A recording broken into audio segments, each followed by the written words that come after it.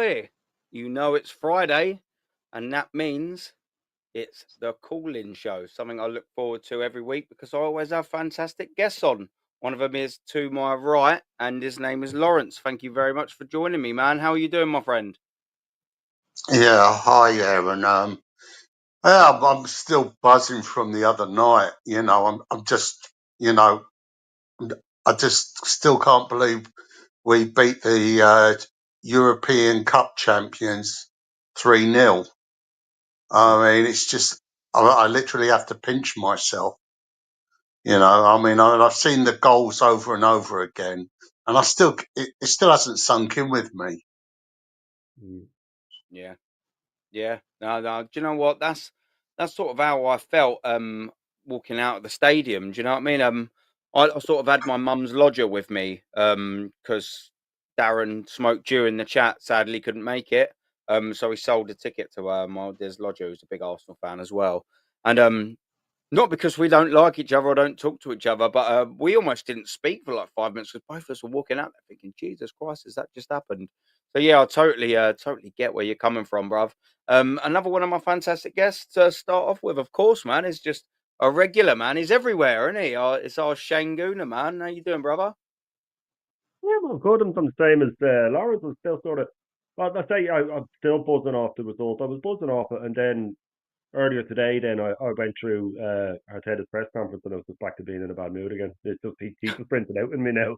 But honestly, he does, man. It's just his arrogance and his smarminess and his taking credit for everything and all that sort of stuff. And I shouldn't have read it because they just get me in a bad mood. You know what I mean? But I did, and it was all trying to sound, mystic and trying to sound all, but it was just tell us they're going to rest players and give us what we want to hear instead of all this.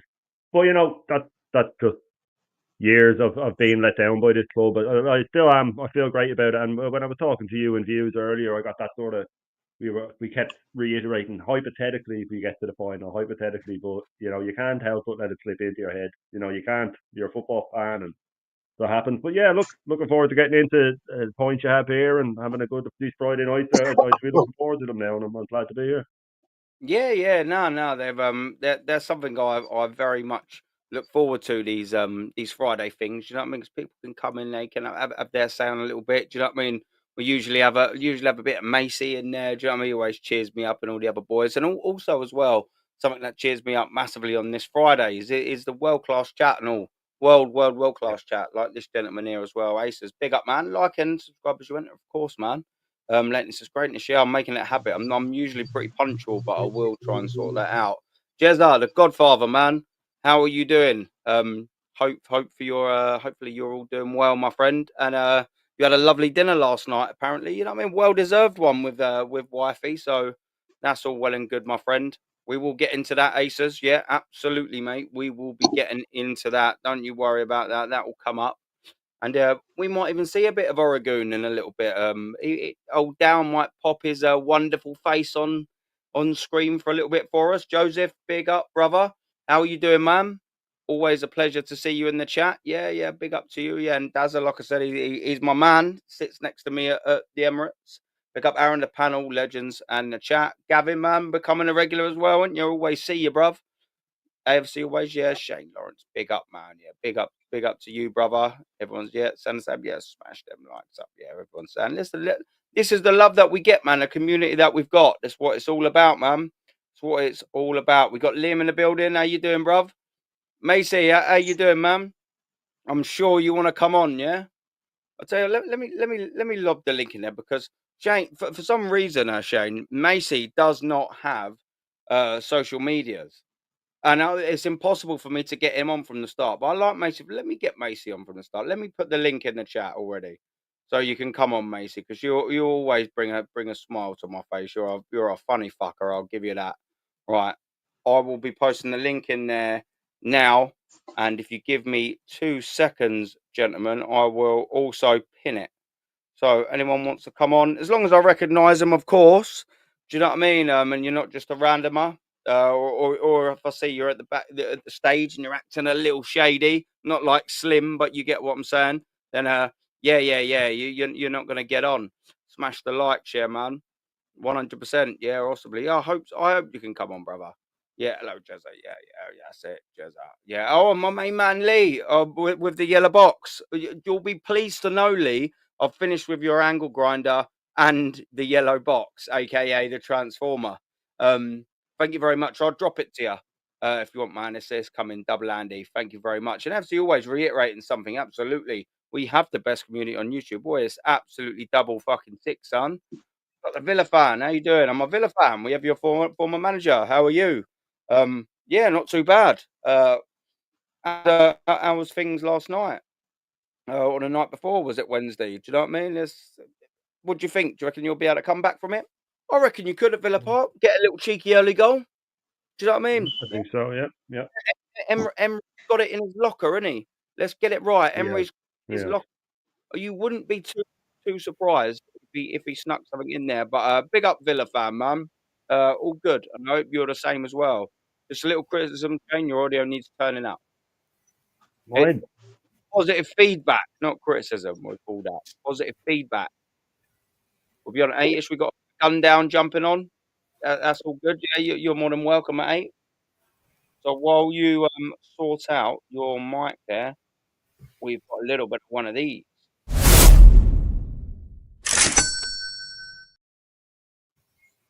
Oh, yeah, they've dropped some more merch. Of course they have. Of course they have. Just because we've just beat Real Madrid and they can't help but profit from our happiness. Sometimes it's misery, but this time it's happiness. And them dollars and dollars and dollars for old KSE will come in. What have we got this time? Of course, just landed for spring. What have we got in spring? Oh, yeah.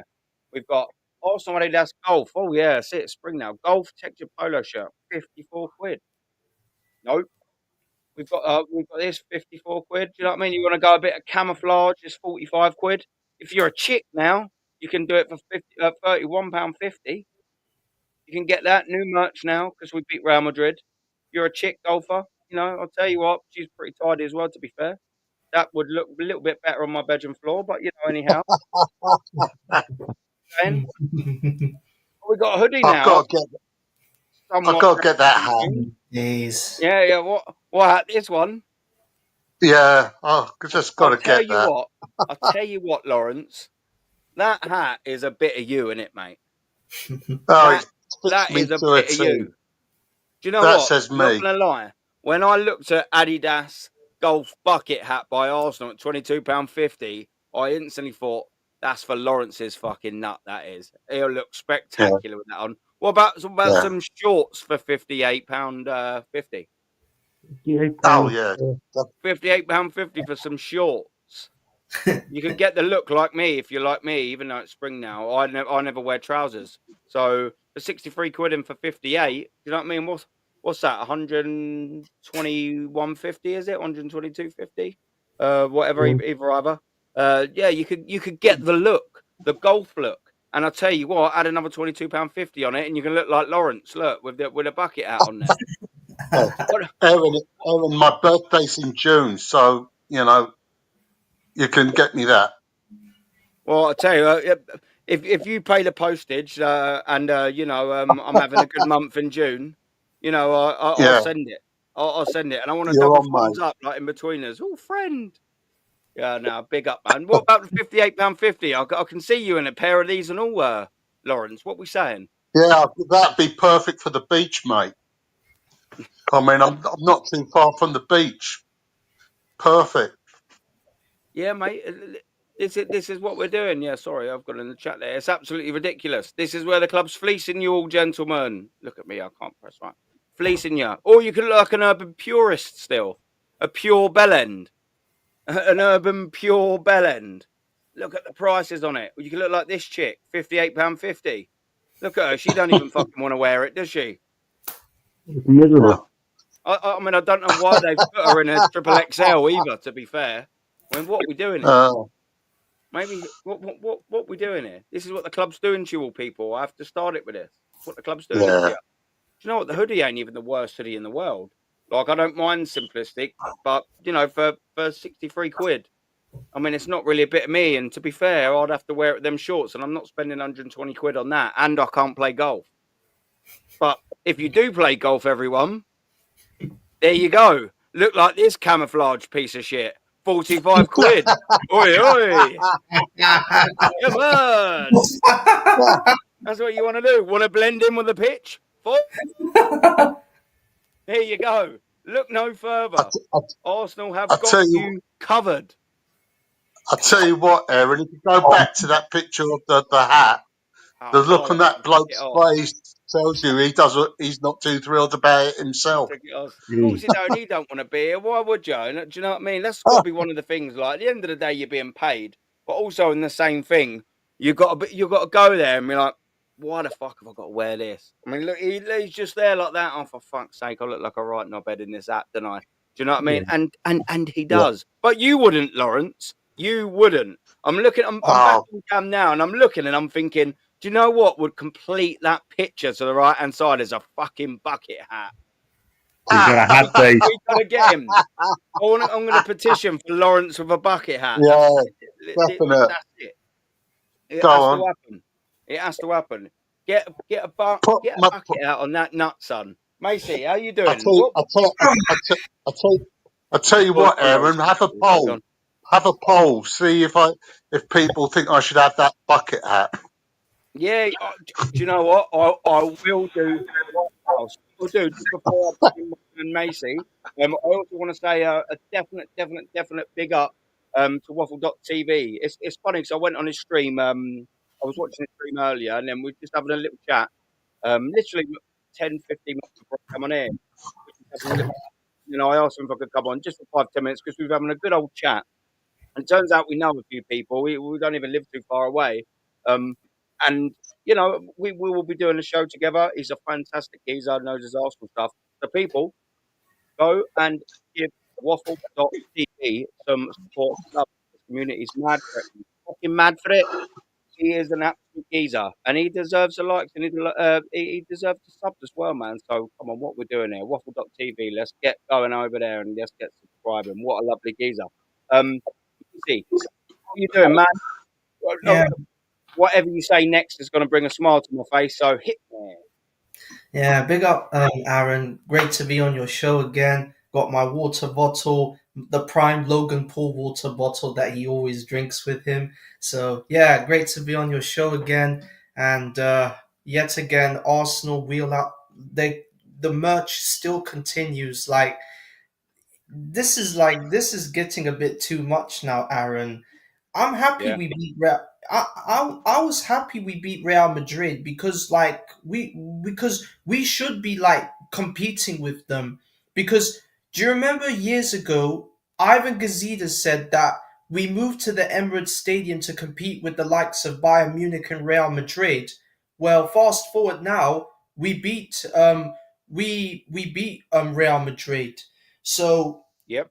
now we have the advantage in the first leg. We've got to go to the Bernabeu next week, and I'm a bit scared now because Real Madrid's fans are gonna like motivate the team now because after what happened to them in the first leg, they're gonna be Yep. really up for it in the second leg. So I'm just a bit like concerned now that Kivior has to cover in for Gabriel, and he's gonna be afraid of Mbappe again because in the first leg, I mean, Kivior wasn't that bad. He was like he didn't really do nothing. He just like passed the ball around, like made a couple of tackles, but now he's got to try and like you do that again this time in the second leg, and hopefully we'll try and go through to the next round. But it's not easy if we go through. We've got Barcelona coming up, and Barcelona are just absolutely scoring goals for fun. Like Lewandowski is still like in the prime of his life, still scoring goals. Rafinha's balling out. Lamine Yamal, another young player, like balling out, and like this is like not going to be easy. Do you think we can win the Champions League? because I think I mean, I want us to compete, but I just think we can't. I don't think we can win this. We can win this competition because this manager Mikel Arteta has still got a habit of bottling trophies, and if he like if he really wants to win that Champions League, then he's got to take this cup seriously, because he's already bottled the League Cup, he bottled the FA Cup, and now he's already bottled the Premier League. So it's all Liverpool's advantage now, Yeah, and so this is Arsenal's cup to win. But I think in my mind, I don't think Arsenal are going to win the Champions League. If I had to put a bet on who will win the Champions League, I'll say Inter Milan, because I saw their game against Bayern Munich on Tuesday. They played they were so compact against Bayern, when like all of their players kept Bayern's attackers quiet. When Thomas Muller came on, he made a big impact for Bayern, and now look, he's leaving. He's leaving the club after after so many years. He's gonna be leaving Bayern Munich, but now I think Inter Milan this season. I think the Champions League. I think they will win this year's Champions League in my yeah, um in my prediction. yeah. Now, facts, man. Do you know what as well? Yeah, that's sort of I'll tail on to where you've gone there with the Champions League. Now, listen, I said this on my show earlier. We know we keep our foot on the ground, but we're just having a chat. Yeah. Who would you most least like? I definitely wouldn't like to face Inter Milan if we was to get. It's hypothetical. Calm down. Hypothetical. Um. Yeah. Inter Milan. That would be not the way I'd like to go. We know that Inter Milan, they are better than us at everything that we do, and that is defending. Dark arts, as people like to say. Um, and they've got a finisher. We haven't got a finisher. All of our strengths, I believe, Inter Milan are better at, and that is why I wouldn't like them. And we was talking about this earlier, Shane, and you were saying, do you know what I mean? And we've all sort of said it as well. That's why Newcastle ran right over us 4-0. That's why we didn't want Atletico, which is what you said as well, wasn't it? Do you know what I mean? That's why we don't want Atletico Madrid, because they'll just run right in exactly the same way. We cannot break these teams down. So I mean, yeah, I definitely wouldn't like to see them in the Champions League. But of course, that's sort of down the line. But we've given ourselves an absolute opportunity, haven't we? And by that, I of course mean an opportunity to get to a semi-final. We haven't been there since 2009, and we're not there yet. Of course, we're not there yet. But we've got a lot of hard work to do. How would you set up for that game, Lawrence? So obviously we've got Real Madrid on the Yeah. Wednesday. What are you thinking? How would you go into that, bruv? Well, as I said, the Premier League is done and dusted. So I would rest all our big names for that game on Wednesday, Yeah, because all we need is for one of those, or maybe two of those players, to pick up knocks against Brentford, and that'll be the end of it. So I would like to see. I don't know if Arteta will do it, but I would like to see all the reserves and kids playing against Brentford, because there's nothing at stake in that game. Let's be yeah, honest. I mean, Brentford are mid-table. Liverpool have wrapped up the league. Let's not kid ourselves. I know there's still some Arsenal fans who still think that we're going to catch Liverpool, you know. yeah, yeah. But So, I them mean, Arsenal I'd start. fans, mate, them Arsenal fans still have their fucking food sped to them via an aeroplane. Meow. Yeah, Good boy. Them sort of Arsenal yeah, fans are the ones that we still think exactly. can win the league. So, The I mean, do you know what I mean? yeah. So personally, I'd play Neto in goal. I know that's not going to be popular with most people, but as I said, we've got to keep everyone that's going to play next Wednesday. We've got to wrap them up in cotton wool.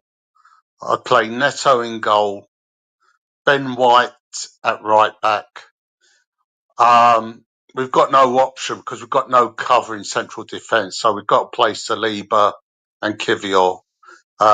Tierney at left back.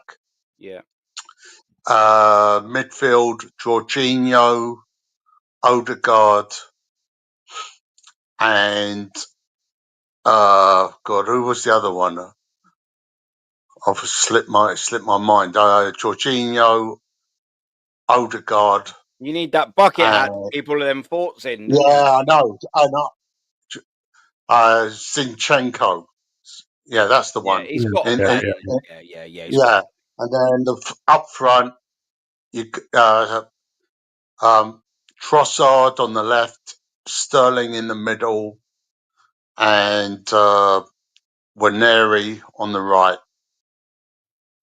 Yeah. And have everyone else on the bench, because as I said, if we pick up a couple of knocks tomorrow, then we might as well not bother going to Spain.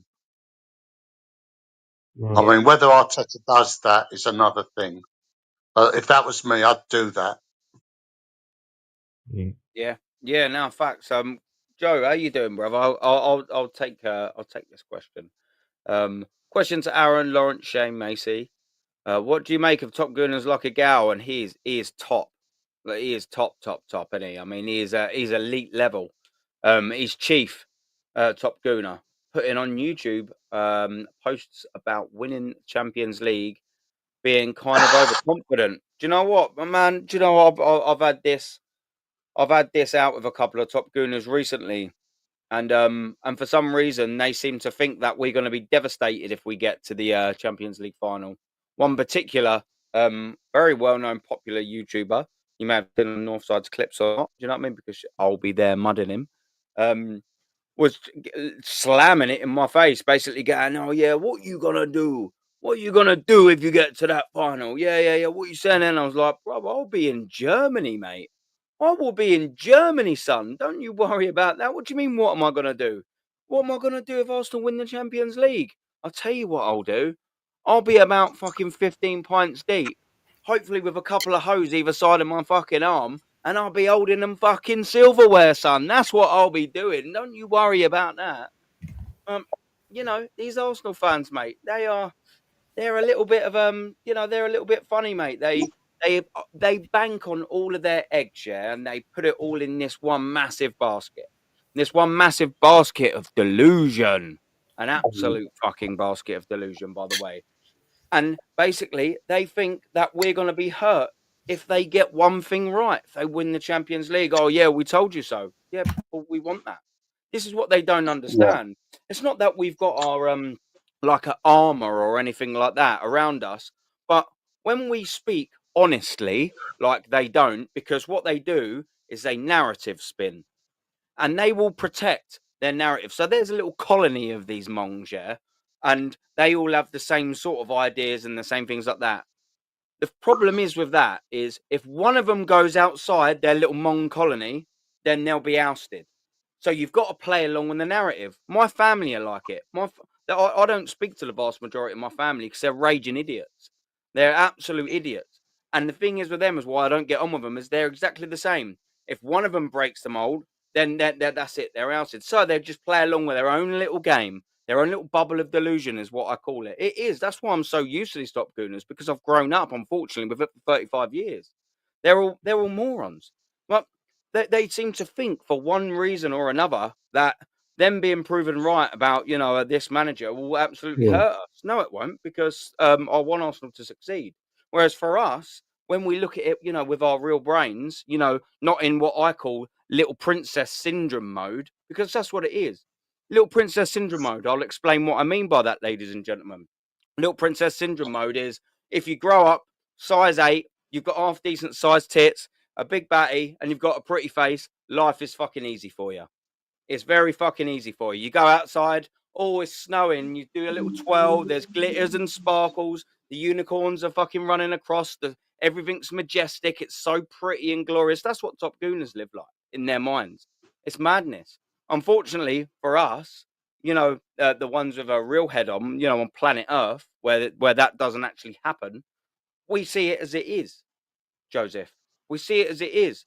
Their overconfidence is their own doings. When was the last time we won the Champions League? Oh, yeah, I've got 139 years of history on my side. That doesn't mean to say I don't want it to be broken. Do you know what I mean? Of course I do. But when I'm like, oh yeah, well Arsenal win the Champions League, and I go, no, it's not because I'm being negative. It's because the reality is it hasn't happened in 139 years. Kind of tells me, there are still very good teams in the tournament left. We still haven't got to the semi-finals yet. We still have not got to the semi-finals yet. We've got our lovely foot in that in that door, and I'm buzzing with that. But we've got to face a different prospect of PSG. The top Gooners are like, yeah, but we beat them 2-0 at home. Totally different team. Totally different team. That's a group stage game against a different team under well, it wasn't a different setup, but they're playing in a totally different way now. Kvaratskhelia, eat your heart out. This is semi-final football, and something that Paris Saint-Germain, whilst they haven't won it, they are a lot more used to it. They are. They're more seasoned than we are. They know this semi-final route. Well, and assuming we play them. Sorry, Villa fan. Of course, that's in the chat. You know what I mean? They're throwing their eggs in this basket on the one hope that they're right that one time. Because they can go, yeah, but I was right about that. But it don't mask the other 148 times that you were wrong this season, does it? Because you got one right. But they'll live off that. Why? Because they'll live off the FA Cup success like they have over 5 years. They'll live off of, oh yeah, but we finished second and second and second. It's progression, you get me? It's not progression. You haven't fucking won anything. You won something in your first season, and you ain't won nothing for 5 fucking years since. How is that progression, for fuck's sake? Are you demented? Are you spastic? What's wrong with people? Like, what is actually wrong with people? I'm starting to piss myself off now because I try to get myself into the psyche of people, and I sit there and I think, all right, well, let me try and put myself in their shoes. Let me try and think. And I think if I put myself in their shoes, I'll probably get fucking brain damage. So I'm just like, oh, well, maybe I'll just stay over this side of the fence of non-complete retardation. I don't know. Help me out, because I'm going to go off on one in a minute. I'm going to jump in here, Aaron, just because this is a real pet peeve of mine, and you know it because on my first show I put up that these fuckers think that we can't celebrate. I put that up, right, because, and big up to Joseph for putting this up. Joseph's top man. He does be in the chat all the time, all right? This fucking enrages me, man, because this idea that, they can tell us when to celebrate, and it's all, in your face, we were right, you were wrong, and all that shit. Get out of my fucking face. Do you realise how much I want them to be right? I want these fuckers to be right, because it means Arsenal do well if they're right. I'm so sick and tired of them, Egal, fair enough, but that Christian lad, man, I can't even, if I see him, I have to turn it off. I don't care, you say about, he's just smug and he's arrogant and he's everything that's wrong with Arsenal. He's the most flappable face in the world, right? But this idea that we can't celebrate because they told us so, it's a load of fucking bollocks. Like, it was one fucking match for a start. And as I said on my show, the way we played in the second half only proved that we were right, that when Arteta stopped interfering and micromanaging and locking up after taking the lead, when he does all the things that we have been asking for, not them, the stuff that we've been pointing out that's wrong, when he does the right thing, this team can play. All right? They can go on about injuries being unlucky. The stats are there. You pulled them up. You've said it. The league owners pulled them up. We didn't have a grade 3 hamstring since Lucas Podolski. Now we have 3. It's not a coincidence. It's too fucking bizarre to be a coincidence. It's the players getting flogged into the ground. Ooh, Havertz is back now, is he? Oh yeah, he's going to be back. Yeah, you're going to rush him now in case you get the final. It's so clear what this man does, and one result isn't going to fucking wash his hands of it. The only way that I will give this man more time is if he goes on and wins this competition. That is the only way. I want results. I want to see that Champions League in our hands. I don't want to get to the final and be 1-0 up and let it go in injury time and lose on penalties and go, oh, progress. No, out. I don't want to get to the semis and play the other team off the park but still go out. No, sorry, out. I don't want to see anything but that title being lifted. And if it's not, on your bike, son, because you've had your chance over and over and over again. And they can do the second place progress thing. No, second place, 8 points ahead of City, we blew it. Second place, we lost at home to Villa, we blew it. Second place this season, we were never in the Champions League. We were never in the championship race, never. Yeah. So it's all regression, and they can talk about progress all they want. And Arteta wants that. He wants to finish second, and he wants to get to the semis, and then he can go, oh, progress, guys, progress. Not progress. Anybody who watches this team can see that they're in trouble. Anybody who just sits through a 90 minutes and excludes the City game and the Real Madrid game can see that we're in trouble. We've been awful all season. We were awful a lot of last season, and it's only getting worse. And unless we win this competition, and you know what? If we do, I'll celebrate more than you top gooners because I've been through the mill with this team. All right, I've supported this team my whole life, a lot longer than a lot of you little pups. All right, so when it comes to, we give out about them because we love them. It's like that thing where, you know, you can give out about your kids, but if someone else does it, you go, here, fucker, I'm allowed to say it, you're not. All right, so it's one of those things. We give out about this club because we love them, and we give out when we see things not going well. So they have no right on earth to tell me how to celebrate or to get in my face, hey, I told you so. Do you think that I was sitting there going, oh God, please Madrid win, so I'm right? It's nonsense. It's an absolute nonsense. Yeah. You see, Aaron, I keep saying this. The problem with our fan base is that these mongs think we're stuck in these mongs think it's still 2004, the Jump on, Luca. invincible year. Yeah. You know, they can't look past that. You know, they think, oh well, we were invincible. We went through an entire season unbeaten in the league. And that's who we are. I mean, that was 21 years ago. And the problem is when I watch people like Egal and this other geezer, Christian, I don't know whether they are seriously that deluded or they're just winding us up. Mm.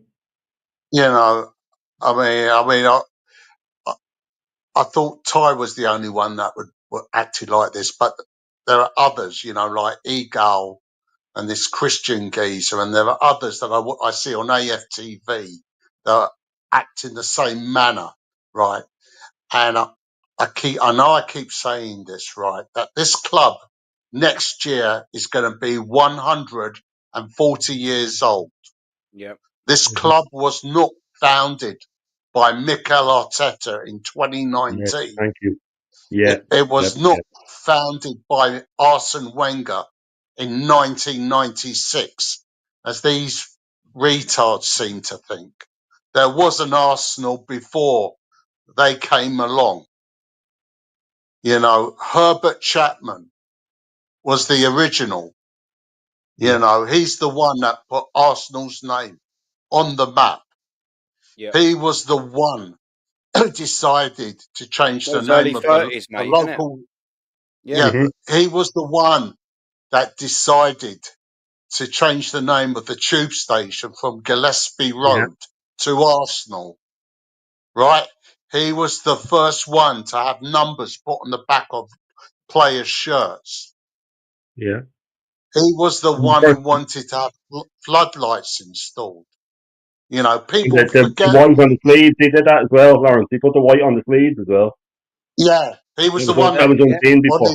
That had never been he seen saw. before. He saw the team training with these bibs on, you know, and he said, that's what I want our shirts to be. Red shirts with white sleeves. Yep. None of this shit we've got today with pink shirts and black shirts and wearing a Tottenham kit when we were in the FA Cup third round. Yeah, yeah. You know, White glass. well, I mean, I know, but I don't like it. I hate it. I don't like it when I see Arsenal come out with an away kit where they're wearing Tottenham colours, a white shirt, then I've got serious questions about the integrity of the people that run this club. Yeah. Do you know what pisses me off about that quickly? Let me just quickly interrupt. Yeah. Well, I noticed this season, yeah. Do you know when we played that pathetic crap all white kit? The FA Cup, yeah, that's what we do it in. The FA Cup still has the red patches there. Their players are still wearing red boots, and the fucking captain armband was red because it's in the FA Cup. What? Yeah. I mean, come on. What is the point in having an all-white kit if the FA are going to keep the red fucking badge on it? You're going to wear red boots. What's the point? I mean, it's farcical, isn't it? It's just a little gimme, a little catch. Like Sorry, it's a. And you it's can't like you see the said, number Aaron, on with the back. You can't see the number on the back. Yeah. You can't see the number on the back of the shirt. Yeah, it makes no sense. It makes no sense. And as Aaron said, they spent all this money on telling us all about, you know, eco-friendly, eco this, eco that, and they had, 60,000 plastic bags put out on the seat for the Madrid. Plastic bags. And they have paper straws in the cup. Right, so I've got it here still, yeah? Yeah, Arsenal, yeah. They're eco-friendly club. There's paper straws. They're getting rid of the plastic lids on the top of the coffee cans. They want to go green. They support a greener world. Why the fuck did you put 58,000 plastic fucking cheap bags on the seats then for the Real Madrid game? Why? Unbelievable. Why? The only good thing this was good for was about 8 Stellas on the way out the ground. I At mean, least look, you got some use out of it. I've got some use out of it, but what are we doing? I couldn't believe And, it when I looked at it. When I went to yeah, Porto away last year, they just done like big like cardboard things with a Porto badge on it and things like that, and a couple of others do the same. But our beloved Arsenal, they're all for the planet. 58,000 plastic bags. What are we doing here? Like that unbelievable. just goes to show they're that cheap. They can involve to make print, and they just give us this. Just give us this. And Oh, we wanted to say, we've got this. We've got this. Walk out. Please hold this bag. No, ready? Oh, look. Please hold this bag as our players walk out. Yeah. Um. With the plain side facing the pitch. So like, I put my hands up. I thought, do you know what? Let me have a little go. And I went like that, and I went, I feel like a right prick here. I just went, yeah. I think I'm just gonna put it back down. Do you know what I mean? I'm holding a bin bag up. Like Yeah.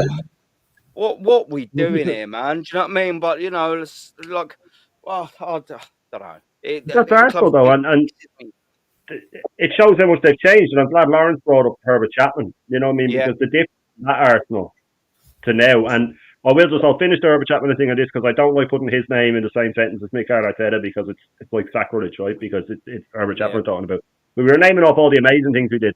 Another thing he also did was after his first 4 years, when he hadn't won anything, he offered his resignation because he said this isn't good enough for the Arsenal. The board rejected his resignation and he won the league next season. All right, so he still had the class and he was the humility, and he was humble enough to go, I don't think I've done enough here. And he offered it. Could you see Arteta offering his resignation, that narcissistic prick? There's not a fucking hope he yeah, would. Chap had class and he wanted to put the club first. He offered his resignation, I, got told no, and then won I the league. remember Bertie Mee when we almost got relegated in the mid-70s. He realised he couldn't take this team any further, Yeah. and he stood down, and I respected him for that, right? Yeah. Because we weren't playing good football at the time. We had all these great stars that were household names, but there was no chemistry in the team, and we almost got relegated the season before.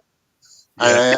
As I said, at the end of the 75-76 season, he announced he was stepping down so somebody else could get the job, right? And I admired him for that. Not like this fucking pompous, arrogant, narcissist dickhead who thinks he's bigger than the club itself. yeah, yeah. 100%, No, yeah. 100%. 100%, Lawrence, you're absolutely right. Yeah. Yeah. No, well, he is right, and you know what? As well, me and you, Mason, we're a little bit younger, but we've got two gentlemen on the panel that have seen a lot more than we have. Do you know what Of I mean? Yeah. They've seen a lot John more than Don we Howe have. his resignation as well in the 80s. He offered his Yeah, resignation when those of rumours course. were coming in. You know what I mean? These managers have class, and it's like what Lawrence said yeah, about that he had respect when he offered his resignation. I'd have the same if Odegaard went to Declan Rice or to Gabriel and handed him the armband. I'd have respect for Odegaard then. You know what I mean? yeah, There's no shame in saying I can't handle this the way you'd be able to handle it here. You do it. You know what I mean? I'd have respect if he was man enough to go to the manager and say, I really think that Declan or Gabby needs to take his armband. I'd have respect for him for that. yeah, Yeah, and there's another thing I want to say. A few weeks ago, I was on Jez's channel where we were talking about where he was mentioning about the worst squad of since Arteta became the manager. We were like on a stream of the worst squad in Arsenal's history, and I put out a comment in Jez's stream and I said Nacho Monreal. And then he said to me, Macy, why are you putting Nacho Monreal in the comment? And listen, I have a lot of respect for Kenny. I admire him for the person that he is. He's an extraordinary top Arsenal fan, but the reason I say that Nacho Monreal is one of the worst, like I'm not saying like he was the best of the team, but he had some mistakes in him when it came to crucial games. Because I remember in the game against Brighton when Unai Emery was in charge, the game finished 1-1. We had to win that game so that we can get an opportunity to qualify for the Champions League. Aubameyang took his goal well, but then Brighton got their equaliser because Monreal wasn't fast enough to track his man, and Granit Xhaka, who did absolutely like the absolute foolishness to push a Brighton player down the penalty box, and that led to us costing us the chance of going to the top four. So the only thing we had to do is win the Europa League, and we were the favourites to win that competition. But Chelsea, we literally we blew it up in the final to Chelsea, because Chelsea were the ones that wanted to win that competition because they played with so much intensity and a lot of purpose. We played like we already got Champions League football in my book. And Unai Emery, I'm not gonna diss him out. I think he is still the best manager of all time. Like, he's won Europa League trophies. He's competed with the best elite teams in the world. And the fact that Josh Kroenke was at the game, not Stan, he was giving out medals to the Arsenal team. Like, for what reason? Because he never comes to an Arsenal game to show his loyalty to the football club he owns. Because Stan doesn't even care for 1 second. It's only Josh that like, he does show a bit of careness, but not too much, because all he does, he just wants to be alongside his old man. Yeah. Yeah, no, I totally get it, man. I'll tell you what, does frustrate me, boys. Yeah. And I'll come to this. Let me just quickly, actually, before I take a little turn. Do you know what? I slightly disagree with you a little bit, Macy, and Liam as well. I quite like Monreal. I always He's a thought, good player on an average team.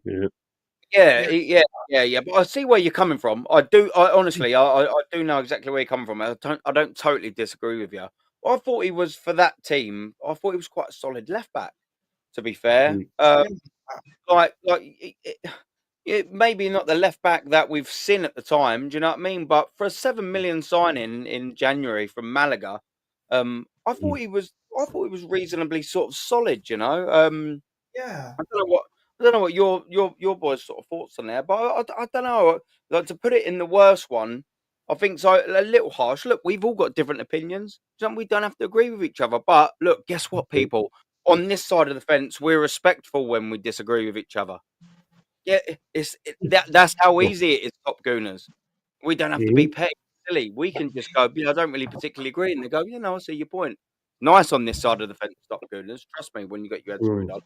What do you reckon about Monreal? Just quickly before I move on, boys.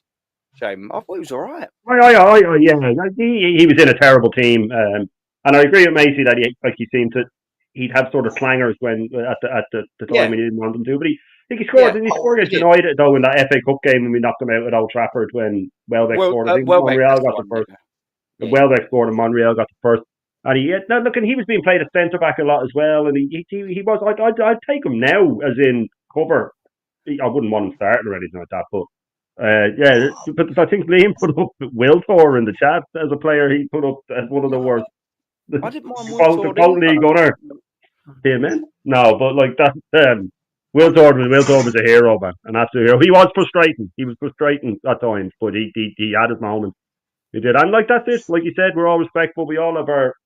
You come into one of our streams, and if you have an opinion, we'll go, listen, that's your opinion. I respect your opinion. It's all about respect, man. It's all about respect, and I respect everybody's opinion. And Macy knows his ball, man. I've heard him in here many a time. He knows what he's talking about. And see, some players can just get, you can just take a dislike to them, and you see everything they do wrong, you know. And I've done it with Arsenal players in the past. Xhaka was one for me. He got me stuck. I wanted him out. We had that one good season then, but even during that good season, I still picked up on every little mistake because I had 6 years of absolute frustration at him. So I do understand that we all have opinions, and yeah, Monreal, he wasn't never going to pull up trees, but he did a job. He did. We've had worse defenders in my eyes, but Yeah. my opinion. I mean, definitely when one of his replacements was or not replacements actually. Oh, I've lost the thing, but definitely when we've had Andre Santos. Yeah. There you go. That Kieran that Gibbs as was well. a Man, Gibbs is another strong. scary player. Yeah, that was a scary player. I was having a little giggle there because my mate Anthony here. I'll tell you what. One, he is a funny geezer, and I've got a lot of time for Anthony. Big up, mate. Thank you very much for being in the chat. This geezer's fucking Hawkeye is ridiculous, yeah. Like, I don't know about if anyone else in the chat can see it, but he always digs me out for this, so I can still see the paint on the ceiling, yeah. There's the tiniest speck of grey up here, yeah. It's about that big. And he saw it. I was like, I looked around, I was like, there's shadows there. I was like, how the fuck can you see that? He always picks me up when my Dennis Bergkamp picture ain't quite square and plumb. Anthony, I don't know where you get your eyes from, mate, but they are hawk settings. Can anyone else see that? No, Yeah. it's ridiculous, but it is there. It is there. Well, can you see it? I mean, you got fucking super eyes and almost. Like, I thought, do you know what I mean? Every time I see it now, Anthony, he picks it out all the time. He cannot help but the dig. And when I'm downstairs, when I've got the other background where I've got my bookshelf, it's not gone to the ceiling just yet. The way I had to do it and build it, like, it's one of them. Like, I'm a carpenter by trade, yeah. So I bought like some IKEA things and I cut trims down, put it all on, and that stand it up. But if you stand it up, it's too tall, so you have to do it in a certain way. And all I haven't done yet is lift it up and fix it, so I can fix it to the wall. And then it was like, yeah, mate, yeah, that's massively wildly off. I was like, I know, it ain't fixed yet. It was like, yeah, no, I was just looking at it, and yeah, probably I was like, yes, there's a mark. I had to show him the pencil mark where I know it's level. His eyes, I'll tell you what, they're good for an old man. For an extremely old man, Anthony, I'll give you that. Your eyes are good. For the age you are, what's it, 52, 53? They're good, mate. But I love Anthony, man. I do. Our Bristolian. He's a fucking geezer. So big up to you, man. Thank you very much for being in the chat. Gonna low down. How we doing, brother? Worst left back for us of all time was Sebastian Mendes. Well, yeah, I mean, I actually can't really remember him if I'm being honest with you. Maybe that's Shane. I'm sure the name. Do you remember when Andre Santos exchanged shirts with Robin Van Persie at half time? Yep. Had to get his shirt. Get away. Yeah. Yeah. That's no good. Like, if he wasn't dead to me before then anyway, just based on his performances, he was then, man. Absolutely no good. He was a good centre back for us. Oh, come on, Aaron. Here's me thinking you're better than that. Yeah. Boy, listen, man. You think what you want. People don't have to like what I say. Do you know what I mean? Like, but Liam, sometimes you do, sometimes you don't. We can disagree, but you know what I mean. It's all good as long as you keep liking, as long as you keep subscribing. I don't care, Liam. I'm joking, mate. I'm only joking. Always good to have you in there. I love my team. Yeah, of course you do, brother. Centre back, he could hold his own. Worst Arsenal player, he scored a league-winning goal at Old Trafford. Who's that? Will Tor, is he? Oh, Will Tor. Yeah. Of course. Yeah. Of course. Yeah, Sylvain Will Tor. I disagree with that. I thought he was on about your centre back, and I was like, "What's he talking about?" Then that Mendes geezer. I disagree with that comment. I thought Will Tor was. Why did you disagree with it? Brilliant. I mean, he was the perfect foil for Henry and Perez. He got his fair share of goals. He got that goal that won us the league at Old Trafford when we won the double in 2002. He had a fucking wicked right foot shot. I thought Wilford was brilliant. Yeah. I mean, he worked hard for the two. Yeah. Just quickly, Liam saying, yeah, frustrating one, Shay. Oh, no, that absolutely wrong thing. It was the Latvian. I think you might be on about Igor Stefanov's brother. Stefanov. Yeah. Did you know that they signed him because Keown and Parler and all wound Wenger up? Yeah. They had him over for a trial, and they he normally asked them for their opinions, and I'm pretty sure that it was just they said, he's a top player, and Wenger went and signed him, and he ended up being an absolute shambles. The players were just being sarcastic, and we ended up signing this chap. He played it. The game at Old Trafford when we lost 6-1, 6-1. 6-1, Yeah. wasn't it? Mhm. He was 2001, I think that was, diabolical. wasn't it? Oh, Yeah. it was 5-0 at half, 5-1 at half time. Dwight It was York 5-1 and at the half goal time. was fucking just tearing us apart, mate. Beckham shredded us as well. He just kept putting it over the top of Stepanovs, and oh man, that was that was harder for me to watch than the 8-2, because the 8-2 we had a shit team. You know what I mean? But the 6-1 we were meant to be challenging them, and it just came out of nowhere, and it was like, oh my god. Phony. That was during the sort of the 3 years between the 99 and 2002. Yeah. When we were meant to be Yeah. challenging, but that was rough. But yeah, Stefanos has to be the worst centre back that's ever played for a team which always has good centre backs. He was an Mate. Would absolute you say, gamble. Shane? Go on. Would you say he was worse than Senderos? I Yeah. definitely worse than Central. Senderos had his moments. Senderos was no, Jesus, Stefanos was a lot worse. Senderos was terrible as well. But I mean, we're talking we're talking Yeah. Marino, Havertz here. You know what I mean? It's just the best of the bad lot. You know what I mean? They're both awful, but you know, no, Stefanos was just, what is this lad doing at our club? It was like that George Weah thing that happened to Southampton. Do you remember that with his when the guy rang Souness, was manager of Southampton, and he told him, "Oh yeah, I'm George Weah, and my cousin, wants to play for you." And they brought him in and didn't give him a trial and put him on the bench for a League Cup game and brought him on. And your man had never played football before. It was just a scam. That happened I think that was the late '80s or late '90s. That happened in.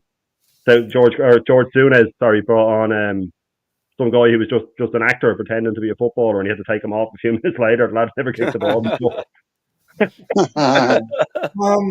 I have a question. Like, do you for rate a player that has left Chelsea that came to Arsenal, like just like a who was your favorite player that left Chelsea and came to our football club? None. None. None. There They've is. all been shit. Well, in my book, I will give my two personal favorites, and even though like one wasn't good, but at least he did a job for us, and them two and the two of them that I believe were my not my favorites, but at least they did show a bit of heart for this football club were William Gallas and David Luiz. Because the reason I say David Luiz is because even though when he first came to this football club, I was a bit not sure with this. And when he first came, I was like, David Luiz to Arsenal? Let's see. And on his debut against Burnley, he made one mistake, which led to Burnley equalizing, but we won the game 2-1. But I didn't really call him out. I said he made one mistake, it's his debut, he'll learn from it. But in the game against Liverpool, when we lost 3-1 to them, I was cussing him. He absolutely made Mo Salah look like prime Ronaldinho. The fact that he tugged his shirt in the box and he literally let Salah run past him in the whole all the way to the penalty box. That was absolutely foolishness from David Luiz. And every time we concede a goal, he gets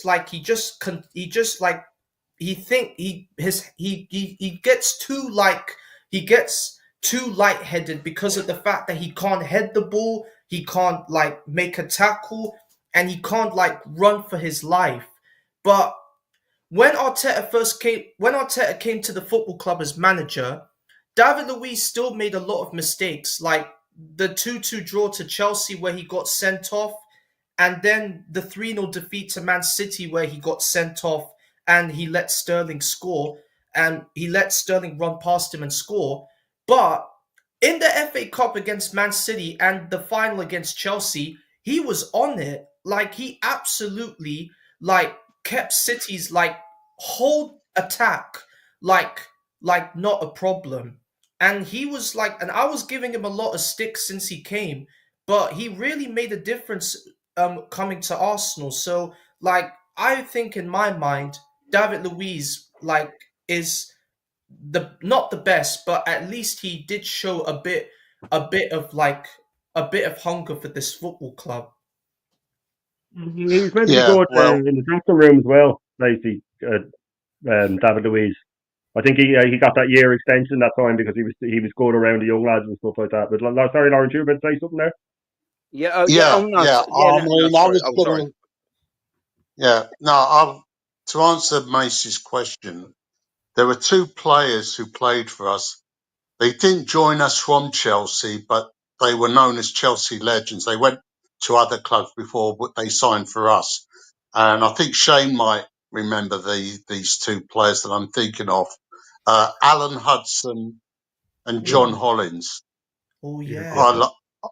prime I mean, legend. John Hollins had such a connection with the Arsenal fan base, even though he was a Chelsea boy. It was unbelievable. Whenever he came out the start of the game for the warm up, we would sing "There's only one Johnny Hollins," and he would point to the crowd like that. And Yeah, the same with Alan Hudson. I loved Alan Hudson. I thought he was one of the best midfielders of the He was a '70s, and I player, couldn't believe it when we yeah. signed him. I mean, he didn't make an impact with us because he fell out with Terry Neal during a ooh, pre-season tour. But I absolutely loved Alan Hudson when he played for us. yeah. Big up, yeah. Alan Hudson's another one of the like a legend. Look, just quickly, I have to jump in, yeah, because Richie Rose 99 put it when my door opened up, yeah. I'm not even lying, yeah. Like, yo, that door opening was terrifying, bruv. Do you know what? I'm not even joking. Someone died in this bedroom, like, Oh, yeah, really? when I bought it, yeah. Seriously, bruv, it shits me up sometimes, man, because like I know, yeah, I know it's not it because I don't believe in all of that shit, but there's been times. It's because I've done it. Whatever. It's the top bit. You see what the hangers things on there. This place is the like the catch of the thing, like all the hangers over the door, and it just slightly leaves it off, so it's just prone to slipping off. But I'm not gonna lie, man. There has been times where I've been sat in like laying in bed and all that with like the missus and fucking yeah, X-Files music come down, put in, and I've been like watching a little horror film or whatever, and then the fucking doors open. I'm like, oh my fucking god, man! Yeah. Don't be doing this shit to me, man. I'm just laying there like, oh, for fuck's sake, it's creepy, bro. Honestly, yeah, it happens all the time, man. Yeah, that's why I put a little door wedge in there usually to stop it opening. But yeah, that's it. Yeah, I hope it's not some spooky ghost. X-Files and all of that shit. Do you know what I mean? I can't be dealing with that, man. Do you know what I mean? I live in the real world. I can't be fucking haunted by. I actually sort of know the person ish that I bought it from and all. So yeah, we can't be dealing with that, man. I'm not a fan of all that shit. Paul Merson is also a Chelsea fan. Do you know what? Paul Yeah. Merson's brother. I don't personally know him, but he don't live too far away from me. My mate who's usually in the chat, Craig, knows him very, very well. But yeah, he's definitely a Chelsea fan, 150%. For us, technically, was Chelsea. Oh, yeah, he was Chelsea youth. Yeah. So that's undeniable. Paul Mate, Merson. I have a lot of respect for Paul Merson when he was a yeah, footballer, but like as a pundit, he's really like I mean his job as a pundit is a bit off key too much. yeah. Mm. So's David Did, Seaman as well, by the way. City. did you did Seaman, you but know that? I'm sure he was. I'm sure. Did, I'm sure. If I got it right there, I'm sure he's. did, I'm sure City. did you know that Mickey Droy I might was be an that wrong. Arsenal fan? ooh, Who? Mickey Mickey Roy. Droy, Mickey Droy, who played for Chelsea, was a big Arsenal fan. Oh No, yeah, I It didn't know. happens a lot, so, they get picked up by these teams when they're young. I'm sure a lot of Harry Kane was an Arsenal fan, wasn't he? So, growing Yeah, up. Jamie Carragher was an Everton fan. yeah. Mm. Wayne yeah. Rooney was an Everton fan before he moved to Manchester United. Oh, There you mate, go. look, obviously always. Look, this is going to turn into some spooky show in a minute, but it's like me and the missus and kids moved into our house. Someone died in our house, and there was a cross in the room where he died. Yeah, man, like things like that. It's just like fuck's But sake, man. Like, I know, Cool, yeah. cool. Like I said, I don't believe in it, but it's still creepy as fuck, isn't it, man? Yeah. I Aaron, didn't it's not notice. Aaron. The fact that he looked at the door and then it opened. Rich, just shut up, bruv. Yeah. Don't carry on, man. Just leave it. Yeah. Honestly, Aaron, like I'm we're gonna not. fucking sleep with this fucking nightlight on, Rich. If you carry on, just stop. Oh, you know, Villa. Aaron, You know, Aaron, we're And I'm not like, going to ah, it's see. too dark. Aaron, we're not going to see your face turn 360 degrees like in The Exorcist, where you're spinning around on the ceiling. You oh, need a swivel chair, man. oh, Yeah. We don't know that. Start spewing green pea juice everywhere and all of that. oh, have you heard the? Thanks, Richie. Look what you've started. Yeah, Have, I'm going to bed absolutely shaken to my core last night. Someone ban him from the chat, please. Yeah, I'm only joking, mods, of course not. I moved up to the sticks now. I'm up in the mountains, and during the day it's lovely. Like, but if you, I'm the same as you. I don't believe in all that crap. But when it comes to the night time, it can be a bit. I'll just show you here. Look outside. It's nice during the summer. Oh no, I can't with the background. Look, it doesn't matter. But yeah, during the summer it's nice, man. But during the day it's nice. But if you're into that shit, that's nice. If you were let your imagination run away with you. If you're Yes. one of them, I could see how it goes. But I missed your door opening now. I didn't see it happening. I wish I had seen it now. I'll go back and watch it later. Yeah, I know. Yeah, See. apparently, I looked at it and then it just went. That'd have even been creepy if you'd have heard the noise.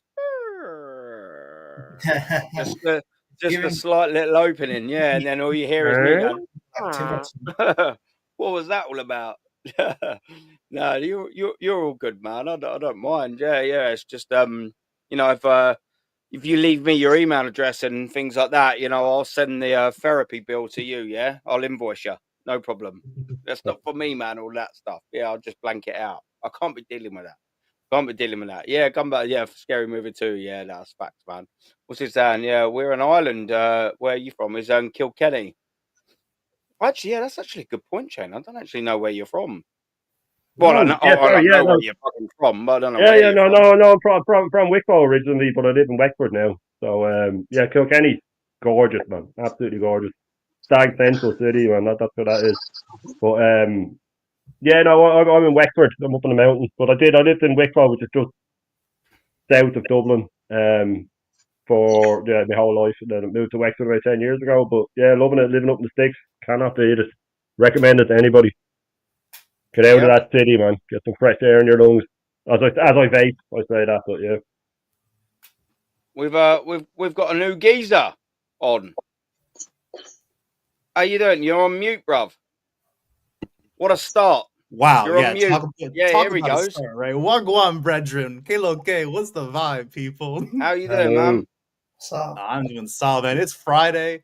I'm about 40 minutes away from clocking out for the day. Then my ho ass is heading on over to the gym, boy. You know it.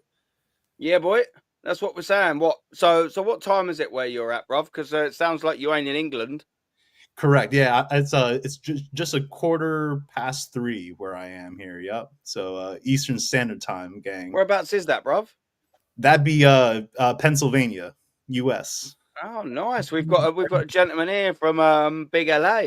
Big LA, Big hey, Lawrence, shout out! yeah. I was just Well, I've got to correct you, Aaron. I'm from Foster's From LA, originally. Oh, wait, well, yeah. He's from Cockfosters, London originally. Sorry, Lawrence. Yeah, well, I I haven't didn't been want to to LA, mislead the guy. but San Diego's super nice though. I absolutely love San Diego. Probably Yeah, it's one of the quite nicest nice cities here I've in ever been. LA. It's quite nice out here in LA as well. So yeah. So before I ask you something about Arsenal or whatever, or you come on and you say, what's the plan then? So you finished up with work nearly, you're 40 minutes away. You're going to go down the gym, you're going to do a bit of that, you're going to do a bit of that. And then hopefully you're going to be doing some lunging and plunging either on the missus or some chick later, I'm assuming, after a few bits of them, no? Come Well, on, see, man. I mean, Put a smile on my face, for fuck's sake. I can't kiss and tell, but I mean, I was a little bit occupado yesterday, if you know what I mean. You know, like, Yeah, boy. like oh my days, bro. Like, bro, this chick is from like Honduras, and I swear it down. Probably one of the nicest bodies I've ever seen in my life. And I grew up in South Florida, you know, like, so I mean, I certainly know like what's good, you know what I mean. But damn, That's all I can say is just damn. Oh boy, man, it's good to have you on, man. No, It's good to have you on.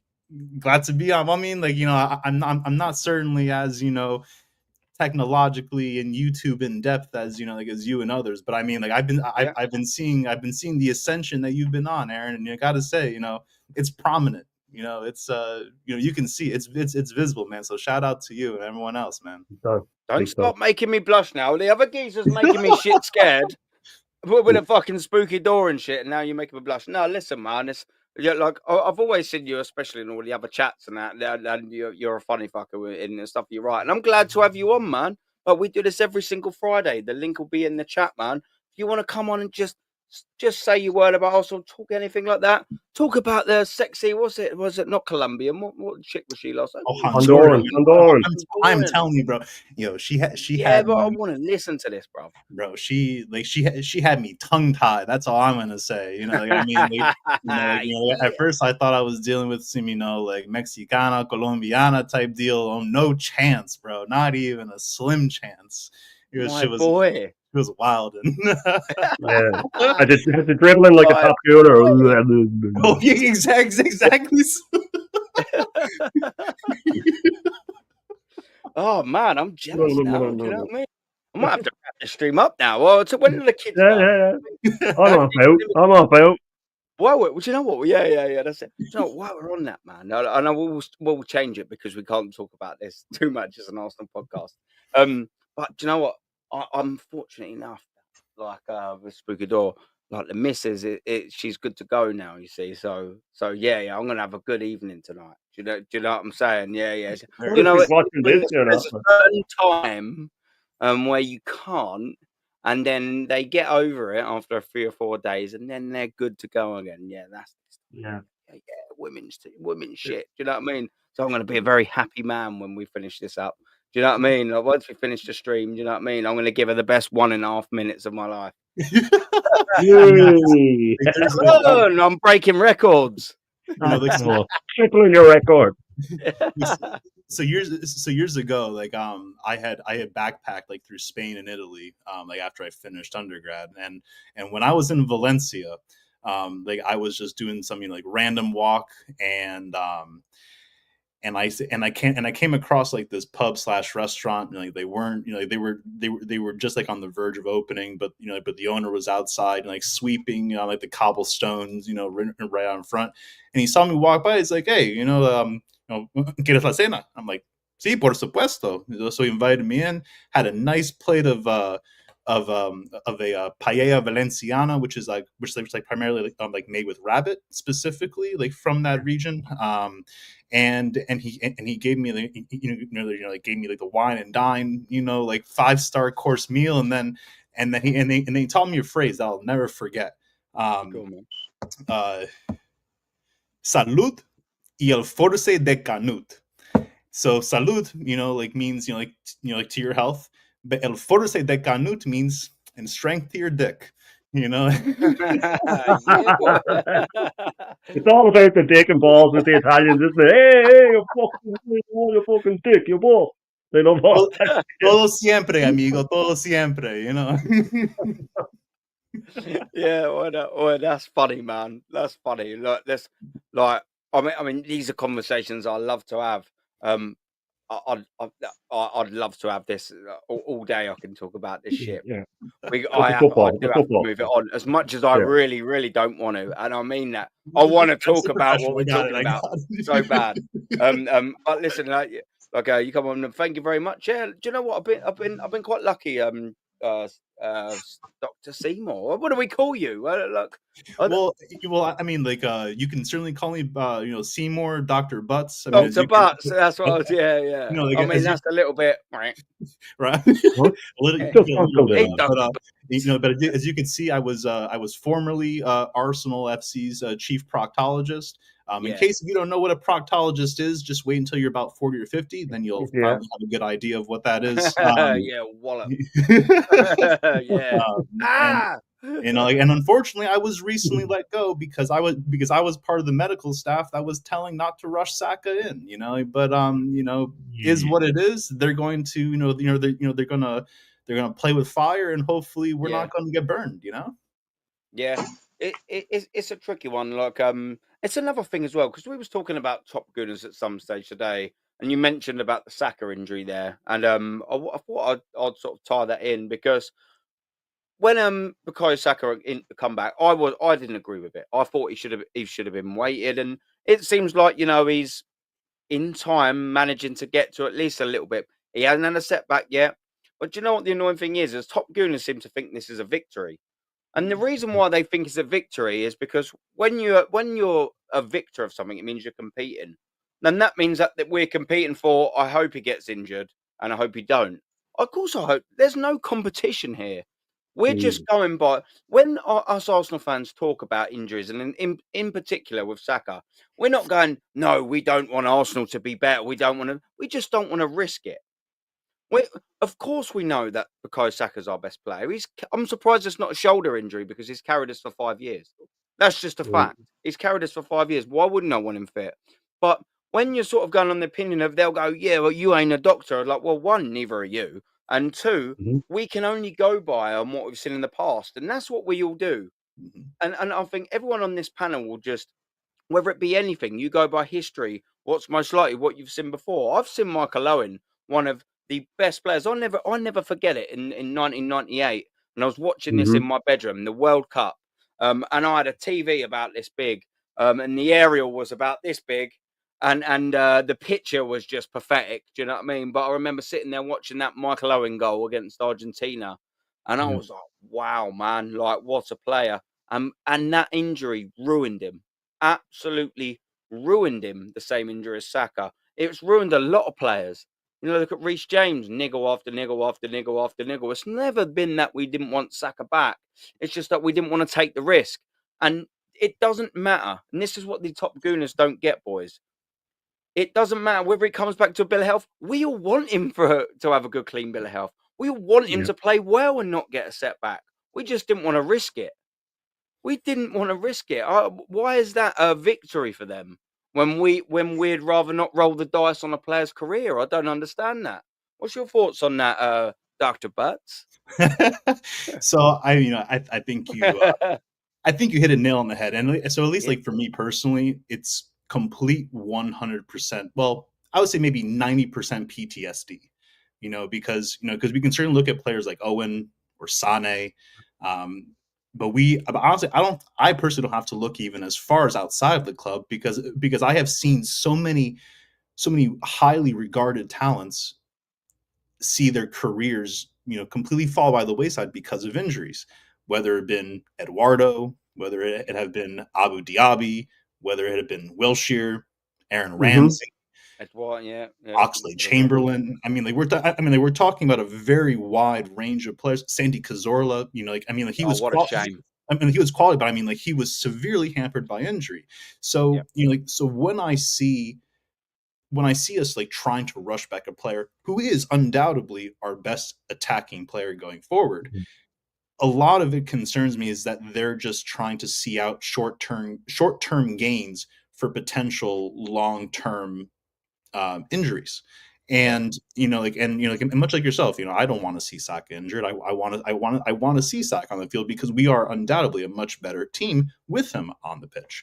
But simultaneously, like I think part of the reason why I didn't really want him on the pitch, and to an extent, I still kind of don't want him because I think that we are rather like despite the medical advances that have occurred over the last decade or so, I still think that we are risking even a component of this. I think we are still risking his long-term health just for a short-term game, which which is potentially lifting up the Champions League, which I still am a bit hesitant and uncertain of saying with real confidence because again, like that night on Tuesday, phenomenal night, and it certainly needs to be celebrated, but we also cannot let it be a night in isolation because we have had phenomenal results in the past, but we would never capitalize it to the point where we're actually seeing armpits in May. That's all we want to see, And when we criticize the club or the manager, we're doing it out of a place of seeing is believing.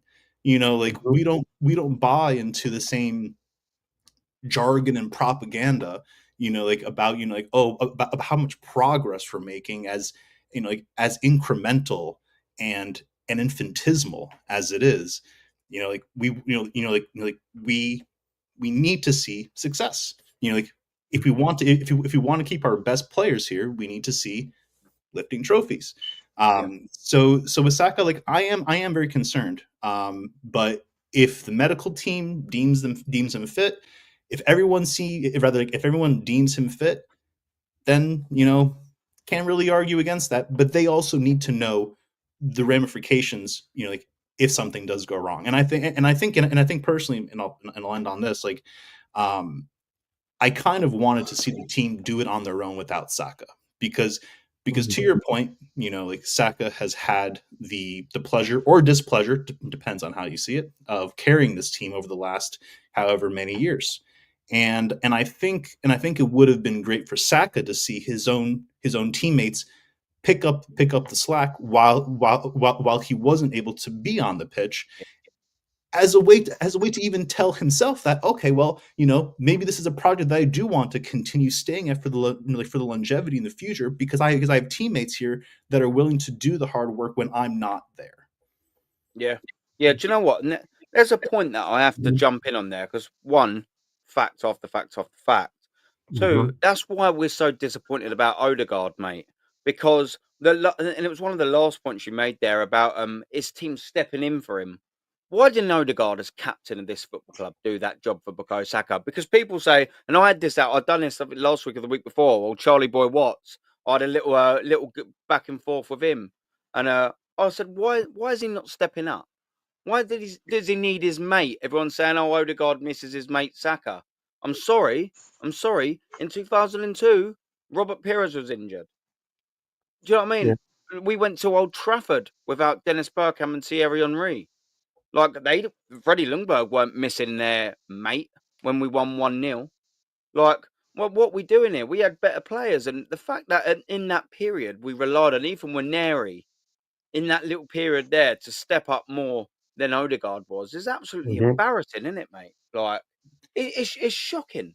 Like, how can you not have someone like that? Do you know what I mean? That someone's put in Parlour, yeah. I mean, all of them boys would step up and sort of step in. Why didn't our captain do it? Shane, why didn't our captain do it, bruv? He was moving in him, mate. And that season when Pires went down, he was a do-in for Player of the Year. There was even Ballon d'Or talk for him that year. That guy was on fire that season, and he went out. Ljungberg came in and just didn't stop scoring. Henry took the weight.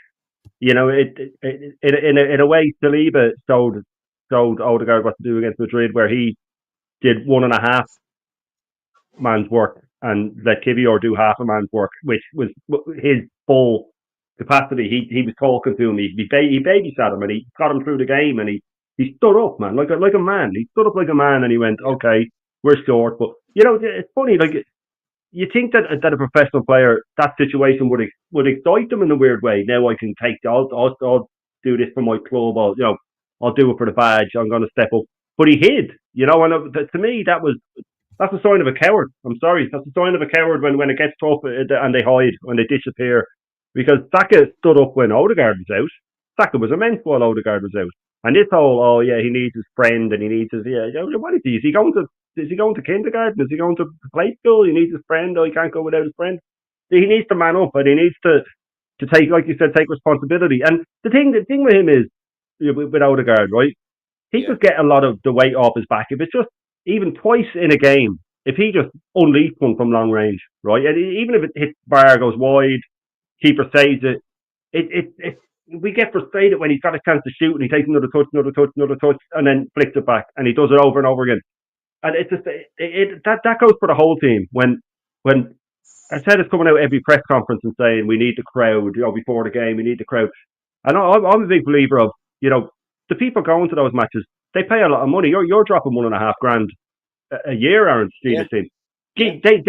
That was their job to entertain you. If they entertain you, you'll get excited. It's like a good movie or a shit movie. If it's a good movie, you'll get into it, and you'll give yourself over to it. If it's a shit movie, you start to lose attention and you start scrolling on your phone. They need to give us something to cheer. They need to take a few shots, and they need to slam into a tackle and they need to play some fast football and get us going, and we'll get going then. I promise you, we don't ask for much. You know what I mean? We're not a wife. Like, we don't demand everything to be done perfectly. You know, just give us something to get excited about, and we'll get up for it. So Odegaard, to answer your question, why didn't he step up? The answer's simple. He couldn't. He doesn't have it in him to step up, unfortunately. Yeah, he's just not good enough. You're on mute again, Timo. You're on mute again. I know it's a reoccurring scenario here.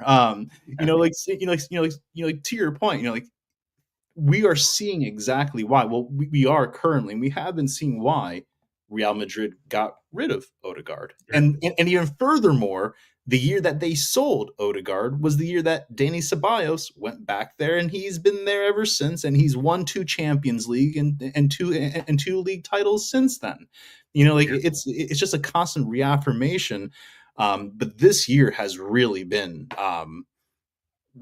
such a true underscoring of how of just how he's not that guy, and I'm here to say it, and I think you have been watching Arsenal slightly longer than I have. At least across the Emirates era, the only worse attacking midfielder is Fabiana. And I will not call him by his surname because there is only one Vieira that I will ever refer to as Vieira. But barring him, I can't think of a worse attacking midfielder at the Emirates era, let alone the entire Premier League era for Arsenal. Maybe I'm wrong, maybe I'm being harsh, but I truly can't think of a worse attacking midfielder than him. Yeah. Can I just butt in, right? I mean, what the guy just said about Fabio Vieira, right? This is a player Arteta threw 35 million at when he could have had Yuri Tillman for nothing. For free. Yuri Tillman would have crawled to get to the Emirates. He wanted to play for us. Yeah. And all the media at the time said he was coming. And what does this clown of a manager do? Oh, I've got 35 million. I'd rather spend it on this guy who's nobody has ever heard of whatsoever. Yeah, and he hasn't played in the Premier League performances for us, it's been absolute dog shit. And he can't even get into the fucking ball OT that he used to play for. That we give him back for free for a year. Yeah. 2 years when you put it like that, Lawrence, when you put that we could have had Tillman for free, I mean, that doesn't explain this manager. Nothing will. You know what I mean? Like that, I never really pictured it like that, and I should have, because I wanted Tillman for a long, long time. I think he's a top player. That lad, he's a top player, and we could have had him for free. And like Lawrence said, he wanted to come. He loved Arsenal. It's the typical Arteta thing of, oh well, here's the script that makes a lot of sense. Everybody thinks I should do it.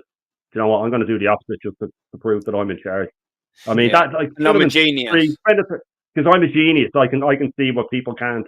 And that to me is just even the wage would have been steep because he wanted to come, and he looked like a hard-working lad. He looked like everything we needed, and it was just like free or Fabio Vieira, a player that's played in the Premier League for 3 years, or someone that hasn't. That it's going to be a chance. You know, Tielemans can play in the Premier League. It's just when you put it like that, Lauren. Sorry for putting it. It just brings back how much I hate this manager. It just defies logic. Yeah. 100%. Agree with Lawrence. I mean, Fabio Vieira, I don't even know what this guy brings to our team. And people can gas him up because of the fact that he scored his first goal for us against Brentford.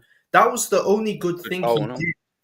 And also, that was the only good thing he did, but he was crap when he first came. And also, he was only good when Arteta brought him off from the bench because he was an impact sub. But Fabio Vieira offered nothing for us, and I think now this is why every time we buy somebody that all these top gooners have never heard of, they just want to pretend they watch that league and say, "Oh, but because they just think that they know this player because they don't even know who Calafiori is. I don't know who Calafiori is. He's some guy that plays for a team called Bologna, and I'm not a big fan of Bologna. I mean, I don't know anything about them because I just don't know their history. That's it.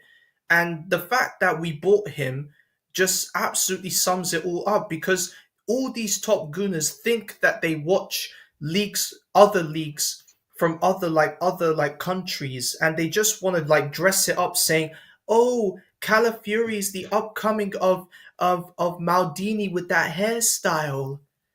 How's that worked out? Do you know what I mean? He can't defend. He Yeah. can't defend. It's just as simple as that. When he's 1-on-1, he's shit.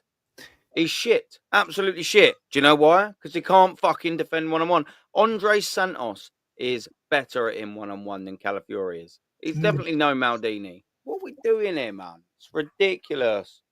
Absolutely ridiculous. You look like you want to say something there, Seymour. Yeah, so like like I guess like I mean like, I still definitely blame Arteta like for absolutely poor talent ID, but Yeah. but things like that, like where we have where we have either passed on free transfers or when we have gone the cheaper route, that is something that he's learned from Wenger while Arteta was here as a player, because we had done that because Wenger had done that consistently over time, where we would be linked to everyone and their mother, and then we would sign some sign up some like washed up person that we've like never even heard of, or was good perhaps 2 or 3 years ago, and then you have Arteta, who has pretty much replicated exactly just that. Like for example, like buying Jorginho 3 years after the fact, like after he was good, when we really should have gone for Caicedo, or rather just like anyone else that would have better fit the mold and project that that we were looking for. Like if we like if we wanted someone of quality, you have to spend the money. But just because you have $100 million doesn't mean that you should like throw it on someone like Declan Rice, who is a quality player, but perhaps not 100 million, of a player. But like the things, like there are too many things of why I don't like Arteta's, because he is a lot of an extension of the underbelly that Wenger had in his time at the Emirates. I remember back in the early like 2010s, we would always rather it would always be discussed about how there would be like this soft underbelly, like that our team would have, that we would just be like pushed around, we wouldn't be there for the fight. So Arteta, he makes the logical connection, saying, "Oh, maybe I just get like rugby sized players, like that'll that'll address like the soft underbelly issue." And it really hasn't, just because like we rather like when the times get tough, and it's been proven over the last few years, when the times get tough, we aren't able to get over the line, and it'll really show this year as well, whether we are able to get over the line in the Champions League.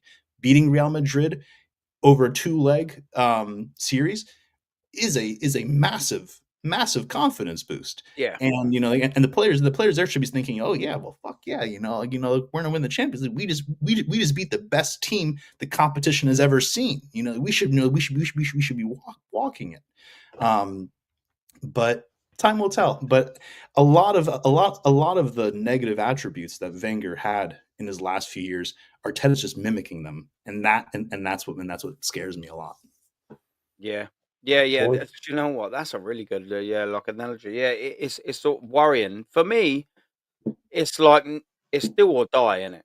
It's win the Champions League or piss off. And do you know what the frustrating thing is that I know that that won't happen. If we don't win the Champions League, there'll be a next season, and there shouldn't be a next Yeah. season, because when you sort of look at it this way, like if we end up potless again, guess what happens next season? Because it will have to be in 2026 that we'll win something. That'll be 6 years. Like, do you know what I mean? The second Long we don't time. win the Champions League this year, we extend it another year. So it's not 5 years anymore, because we'll have to wait another year to win something. Do you know what I mean? So then it becomes 6 years guaranteed, but the trophies aren't guaranteed. Yeah. And then how long does it come? Does it become 7 years? When do we stop? When do we stop? When does change? And that's what Bert is in here for. That's what Bert is here for, I reckon. one, if he ballses this Madrid game up, and I don't think we will, but if he ballses this Madrid game up, surely Berta will, and I don't think he'll be sacked, but Berta will be nudging a bit of Josh Kroenke and going, yeah, you know this ain't your guy. Like, because he hasn't been told before. Josh Kroenke and Arteta have, you know what I mean? They've been doing that, haven't they? Do you know what I mean? Whole lot of docking for sure. There's a whole lot of, Yeah. of, you know what I mean, that going on between them two. But guess what? Yeah, that's not happening anymore because, yeah, we're not winning anything. And they've spent a good amount of money. They haven't backed us maybe as much as they could have, but they still have not backed us. Double negative there. You know what I'm trying to say? You know what I mean? They've still put in a shed load of money, which I believe a competent manager would have won something with that money. Three-quarters of £1 billion sterling, bruv. Of course. Emery would have won something with that money, mate. Half a fucking decade. Are you telling me that we couldn't have won a pot?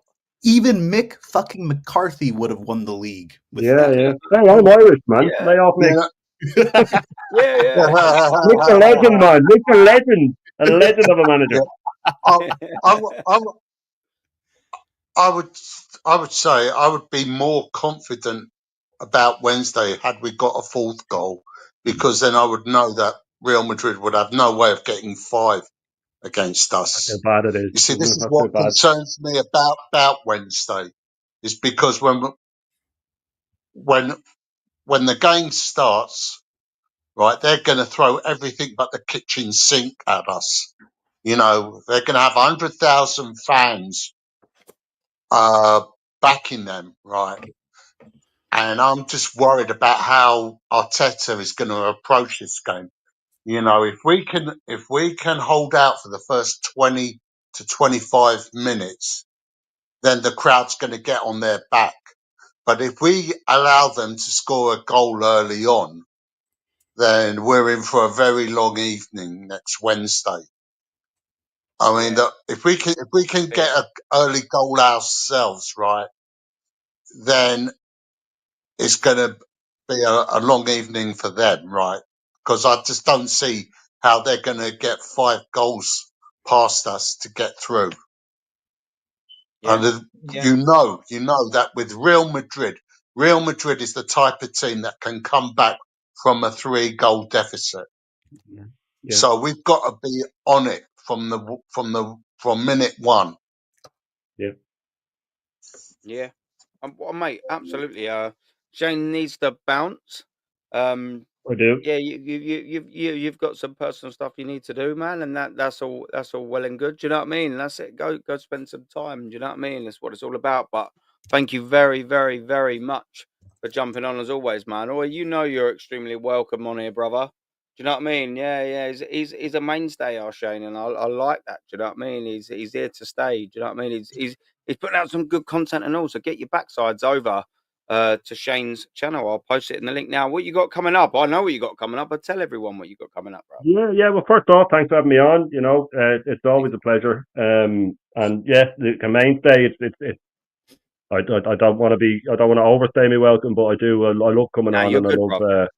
Yeah, no, I love it. No, I love it too.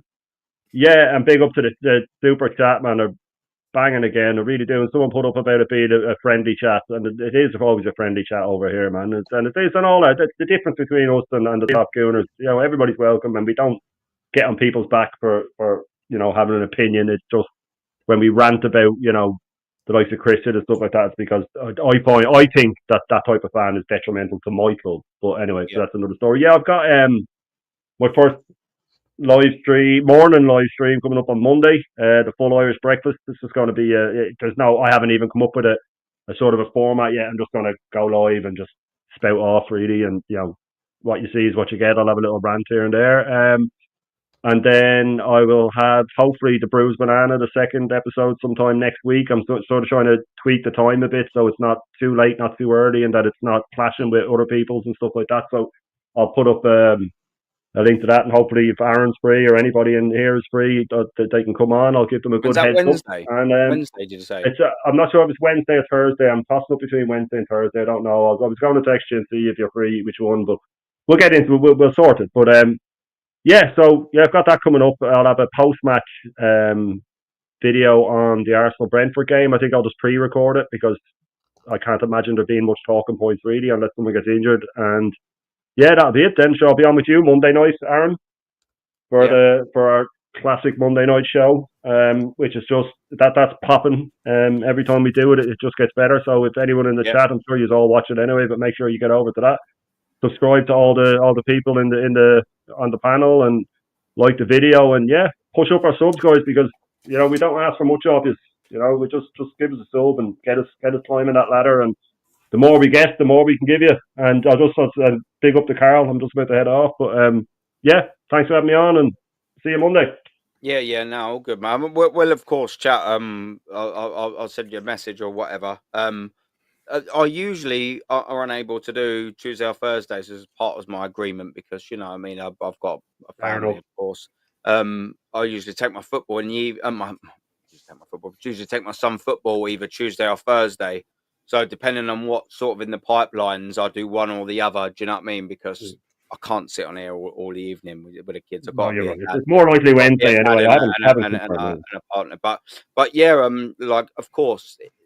Even if I can come on for a half hour, you know, like, if I can make it, I'll make it. Like it's just that's that. Do you know what I'm saying? Like it's game over. Do you know what I mean? I'll always try and jump on anyone's channel. The Arsenal game is this Wednesday, you see, so I definitely won't be doing it this Wednesday night. You know what I mean? So I might You definitely don't want to be doing that then. 100%. Isn't it? But now, big up, Shane, and everyone. Change links in the chat as well. I'm right as well in saying that's going to be your first solo live. Is that right? My first solo live, yeah, will be, yeah. So I'm just going to give it a go. Sure, I was making pre-records anyway, and as you put it to me, I may as well go live with them, get the pre-record done, and it's two birds at one stone. So why not? Yeah. That's it, mate. Get the audience there. Do you know what I'm saying, bro? All right.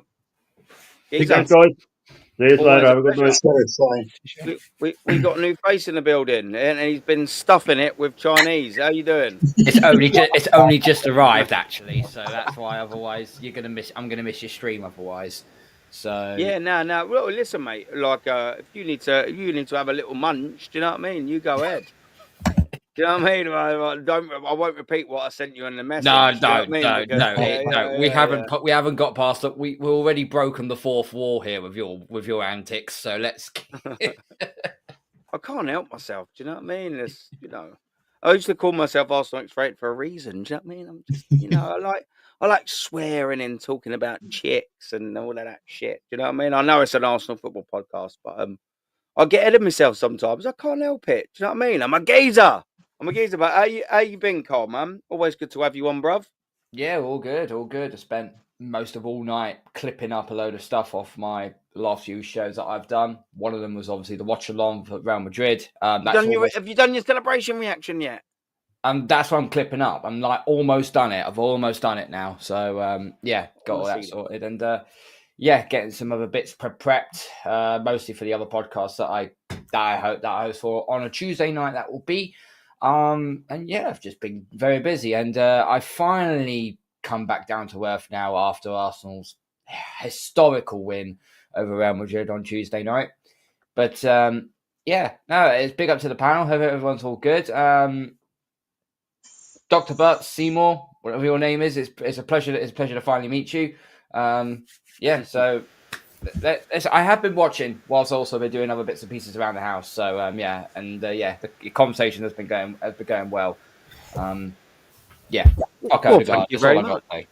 But what was that? A bit of wino, yeah? Lemon Sicilian gin, actually. I got no beer. Fucking arc at him. I don't even know what 4 of them words are, and there's only 3 that you said.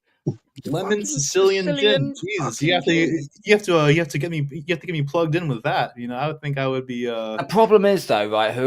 Whichever knob jockey invented tonic water deserves to go to prison because it's the most horrible. It's the most horrible. What would you call it? The side bit you have to your drink is the mixer. Thank you, it's mixer. Yeah. It is the worst mixer you could ever have. So I have to have it with lemonade. The problem is that mixed with lemon sherbet, mixed with the lemon Sicilian, it actually tastes like lemon. So the lemon sherbet sweets you used to have as a kid? Sure. Yeah. That's what it tastes of in an alcoholic form. Oh, that's fire! Very quickly. No, that is absolutely fire. I mean, like I would typically like drink gin either with say like ginger ale, or even as well like many moons ago, like I did like I think it was like Sprite even. I mean, I don't know, it was something very basic, but that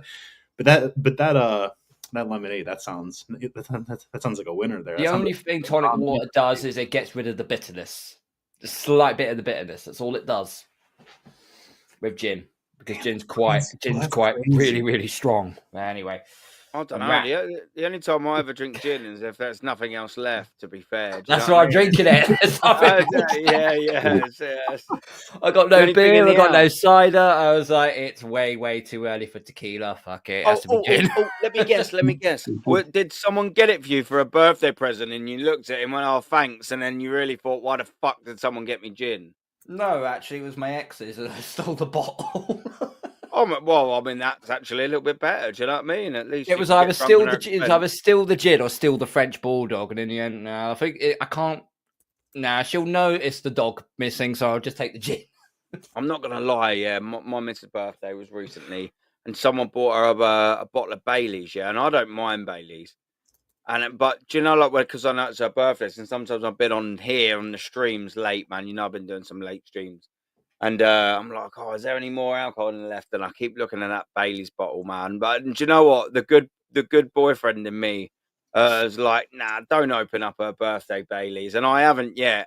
But the bastard in me wants to every single time I go and look at that bottle. I look over it and I'm like, oh, for fuck's sake, shall I just open it and have a little? And I'm a good boy. I haven't done it yet. I'm not going to say I'm not going to do it. Do you know what I mean? Because I also am a bit of a bastard. But let's move it sort of back to football, yeah. And I know, yeah. Joanne, my dear, makes a fantastic point, yeah. And I want to say this as well. I want to bring this up, and I'll get you in, Cole, because you just come in. I'm going to say this now. Even if Arsenal win the Champions League, still sack Arteta. What do you reckon on that, man? I mean, it's a major honour. The fact we've had to wait 5.5 years to have another trophy since that FA Cup win with a team that he never had, he inherited. I think that's a bit harsh, because you got to look at this right now. You know, we've never won we've never won the big European trophy. We've never won it. We won the Cup Winners' Cup in '94, but we haven't won the big ears. And I think, yeah, you know, if he does go on, and if Arsenal do go on and win the Champions League, you can't sack him for that. Yeah, you can't sack him for it. And I know what Joanne means, because we've had so much rubbish with this manager regarding with all the players that he's brought in, and the detailing of the wage structure, which you wonderfully pointed out last night on your channel. So. Yeah, well, I can't. I don't think there is a. I mean, you've got to be an owner will be a ruthless bastard to say thank you for winning the Champions League. Now fuck off, I'm sacking you. That's something Abramovich would do. That's something Abramovich. Yeah. That's the only owner I know of that will be, or Perez, the Real Madrid president. He's the only one who could probably do that. What did they both have in common? Winning mentality. Yeah. And they don't suffer mediocrity. And the minute something goes astray, or the minute they don't win anything, out, and the next guy comes in. Yeah, it's not the most organic way of doing things, but it's the most professional and the most winnable way of doing things. Yeah. So, but all we're doing is saying ifs, buts, farts, and maybes here regarding of can we win the Champions League or not? Let's just wait and see. We're taking it one game at a time here. Look, what we did against Real Madrid on Tuesday night, I'm gassed, still gassed now. But we've also got to look at the reality of the situation. That was not the Champions League final. That was the first leg of a quarterfinal. You want to get over this team. You put the foot on the throat and you finish them off Wednesday night. Yeah. Oh, 100%. Get that one goal early in the first 10 minutes, shut the stadium down completely, shut the fans up. They've then got to score 4 goals. And Arsenal, since I think it was like October 2023, they haven't conceded no more than 2 goals in a game. which tells you defensively we can. I wouldn't say shut them out, but we can. We can portray. We can hold them off as much as we can. I'll give you a I'll give you not an example, but I'll give you a different picture of things. I'm into my films. I love my films. Okay, if any of you, I don't think no four of you are nerds, but did any of you watch the Lord of the Rings trilogy films? There was a long time ago. Yeah, there was a scene, I watched it.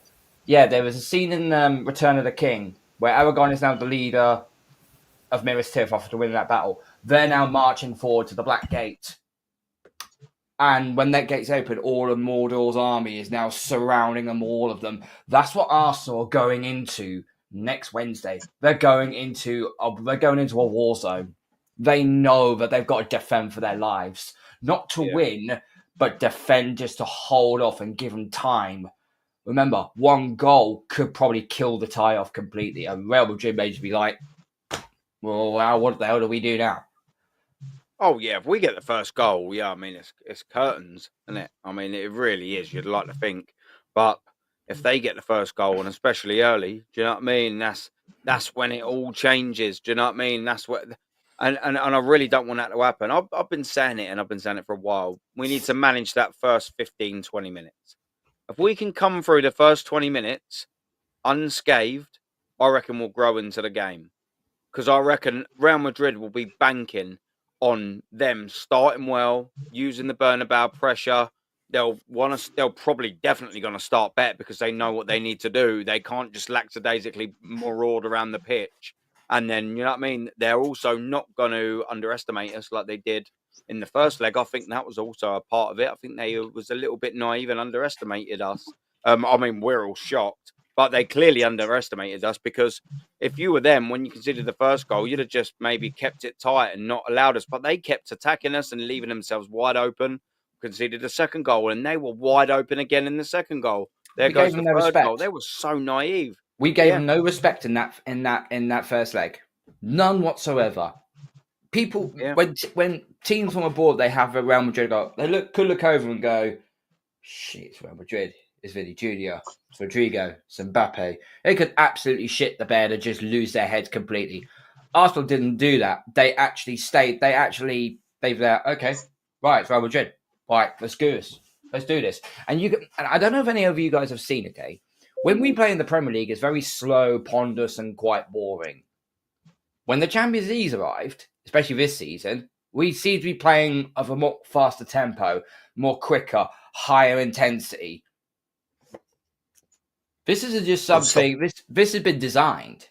It was designed 2 years ago when we put all our eggs in the freaking league basket, and it does seem like now this year, all our eggs are being put in the Champions League basket. Yeah, because I mean, we were out fucking Premier League. Well, we've been out that. We were never in it. I don't know why I'm saying we were out of it. We were never really in it. Really, were we? Do you know what? Yeah, I said this, and I'll stand by this, and I've said this on stream. I was at the Emirates Stadium on the home game, not the away game. Towards the end of last year, I was at the home game. I can't remember exactly when it was. It was when the Oasis tickets went on sale. Yeah. And I sat there in that game and I remember sitting in my seat and I looked at this squad and I went, yeah, I ain't watching the champions here. I knew it. All the mistakes that we were making, the silly red cards, allowing a team to come back in the game, missing chances, going 10 men behind and then missing 2 great chances. I sat there and I was like, nah.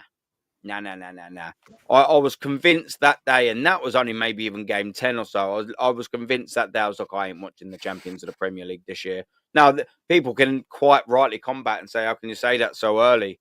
I just, sometimes we've all watched football for a very long time, all of us gentlemen.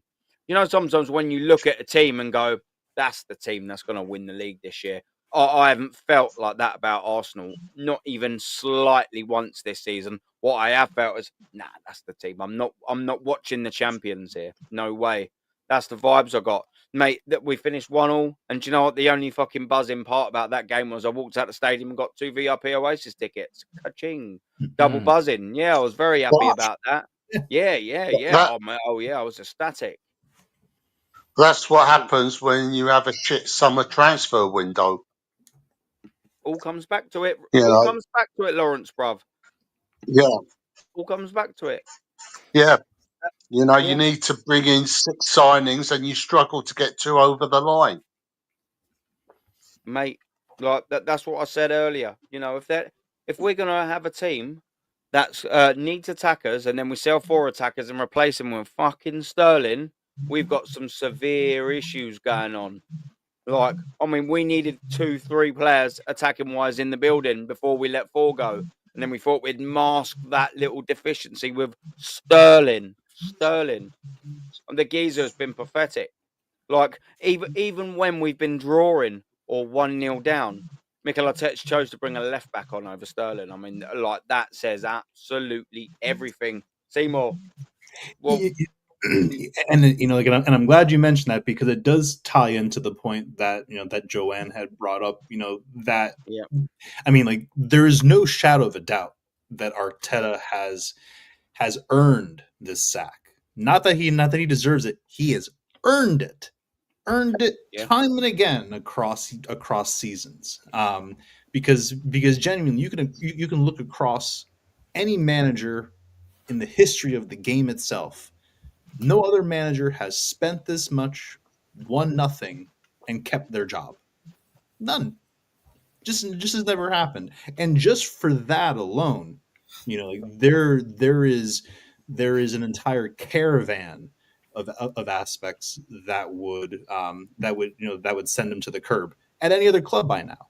Um, but yeah, a point that Hendon had made, and probably the only saving grace, is that if he were to win the Champions League, which I still think, we're at like a 5% chance. Like, I mean, like, I do not rate our chances at all. Like, and like, and just as well, as you said, like the remaining teams that are in the competition, they are all uniquely challenging in their own respect. Like, I hear a lot of people saying, like, oh, well, I don't want Inter Milan because yeah, they're just completely like low block, and we're not, and we don't do well against that.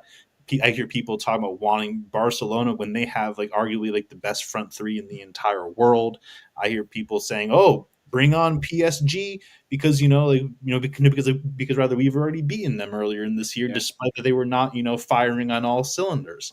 Like, and like, I think like, whichever route that we end up going, if we even get past Madrid in the second leg, because that's also not a guarantee. Because yeah, because certainly, like, if there's a team in the world that can go, rather than that can go initially down 3-0 and then come back to win on the overall aggregate, it's Real Madrid. So people What to really say? do stop getting so hyped up, and just so like sugar drunk on like on the fact that we did beat Real Madrid at home very convincingly. But we also have to be just very careful of how we move forward. But with respect to Arteta, he's definitely earned it. But I think simultaneously, he has also achieved something that has never been done in our club history yeah. previously, with far better managers and far better players at that. So I think, so as much as it pains me to say it, bit of flu is coming out in yeah, you, yeah. right. Pains me to say it. The Jeff's, Funny. I think he would have at least earned perhaps another season, but but I mean, like, but even still, I think he should be on thin ice, even if he were to win the Champions League. Like, if we find ourselves, like, out of like different cup competitions, and we're only really competing for the title, but we're not really going to win it, like, he needs to bounce. Because I think just above all else, like, we could very well conclude that that very well likely a better manager gets more out of this team. Like, and if we're saying that a better manager doesn't get more out of this team, then the players aren't as good as the fan base suggests that they are. It has to be one of the two. or potentially both the manager and the players are just not as good as people hype them up to be. But I certainly think that if like an Inzaghi were to come in, I think he would hit the ground running just like how Slot hit the ground running, like over Liverpool. Yeah, do you know what? That's what I mean. Yeah, you're hitting nails on the head there, and that's I think as well what Joanne was sort of alluding to as well. Do you know what I mean? Like, yeah, if one of these managers, sorry, are available, say like an Ancelotti's available, say whoever's sort of out there is available, and Zaggy sort of goes, yeah, maybe I want a new little sort of thing, and Arteta wins the Champions League. Let's just say hypothetically again. Why not just go, yeah, you've sort of won it now, but you're not the long-term future.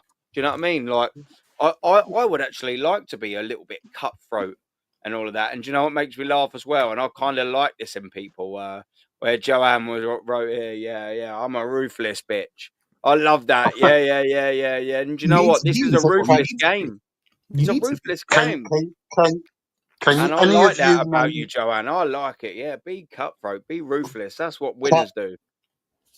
Can any of you name me any other business that would keep someone on in a job for 5 years when he hasn't since Cincinnati Bengals, yeah. when they had Marvin Lewis as the head coach for 16 years, they didn't even win a playoff game.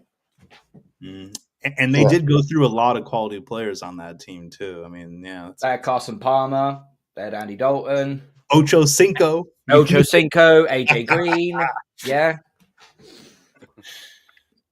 Mate, yeah, I mean, you're talking a different language to me there a little bit. I'm not got the knowledge there too much. Yeah. I'm like, who? Hey? I mean, when he came to the club in 2019, he said he was going to win the Champions League within 3 years, and it was going to be a 5-year project. Well, we're now approaching year 6 of this 5-year project. And what improvements has he made to this squad? Fuck all. Well, he's competing. Well, hang on, Lawrence. Be fair. We have brought in a therapy dog. And that is the first. Yeah. Incomparable. Yeah. I digress. Okay. I mean, come on now. Win. We have got speakers around the training pitch to motivate us when we go up to Anfield every season. I mean, what is that all about? We've got light bulbs as well. Don't forget the lemons. Yeah, and light bulbs. Yeah. Don't forget that. Do you know what I mean? We've got the light bulbs. Yeah. Maybe it's to help us see a clear path, guys. Do you know what I mean? What is that all about? Isn't it? What are we doing on? What's going on about? He's bought the dog. That's what I'm saying. Gunnosaurus at the back, winning attack. Arsenal going to win the Champions League, mate. Isn't it? Do you know what I mean? There we go. Bit of Gunnosaurus and all that. There's something else I wanted to have a little cheeky chinwag about, and it's this. Let me just put this up. Let me share the screen with everyone, because I mean, I kind of don't really get this, but it is what it is. You'd have probably have all seen the news today that Vinay has decided to completely, I heard completely and utterly ruin his career. I mean, I don't really know. April Fool's Day was about 10 days ago, and then I realised, oh dear. Then they announced it just after they drew against Frankfurt. What does that say? Typical Spurs fashion. Yeah, I think typical Spurs fashion. They, of course, hire the Arsenal extremely forgettable. Yeah, this is more hilarious than the dating show that Arsenal are going to bring out. Oh, and guys, do you remember what Vinay said when he was our CEO years ago, when we were top of the Premier League table? When someone asked him a question, they said, "Vinay, are Arsenal in a title race, or do you think it's something else?" And then he said, "Oh, we're in a top 4 race for Champions League, so it doesn't matter if we're top or not. We'll still get Champions League football. I mean, the absolute state of this guy when he said that top 4 was the aim literally summed up the mentality of this football club. And every time, and all the top gooners that followed that statement with Vinay's quote, they literally destroyed the mentality of this football club, Aaron, because Vinay should be ashamed of himself because he literally sold his soul when he said that quote. Yeah, mate. Yeah, but what did he actually do at Arsenal? Can someone tell me what were his duties at the club? No one can tell you. I'm trying to go through my chips here, and even I don't know what Vinay would have managed to do. This is great, and do you know what? As well, I was going to say it, but Hendo put it in the chat as well. So I'll put what Hendo wrote in there because it is exactly what I was going to say. Had to laugh as Vinay said he wanted to pursue a role outside of football. I mean, that just says everything about the man, doesn't it? Well, but he says, after taking some time to recharge, or we wanted to recharge. I thought you wanted to pursue a role outside of football, not take a break. But yeah. Anyway, he wanted to evaluate his options, and he believed that this was an exceptional opportunity to work with one of the most unsuccessful managers and unsuccessful owners in Premier League history, in Daniel Levy. Yeah, brilliant. Board and all of the staff. Yeah. And this is the funny bit. This will be the funny bit to take this club forward. Do you know why? One, I mean, maybe you'll go forward because there ain't much going backwards if you're Tottenham Hotspur. You know, when you hit rock bottom, there's only one way to go, and that's up. Exactly. And secondly, we know up will never be to any glory of any way, shape, or fucking form. Do you know why? Because the name is in the title, Tottenham. Yeah. There we go. Aaron, what's more hilarious? Arsenal bringing out a dating show or Vinay going to Tottenham to move the club forward? I mean, I actually think this is more embarrassing. This one, if I'm actually being perfectly honest with you, because we've got a geezer who's left Arsenal to join Spurs and thinks they're going to move the club forward. I mean, like when you go to Spurs, there's one thing you do: ask Jose Mourinho, ask Conte. One thing you do is you leave a real bad stain on your career. Do you know why? Because you go there with aspirations to move the club forward and you end up not doing anywhere fucking near what you thought you might do.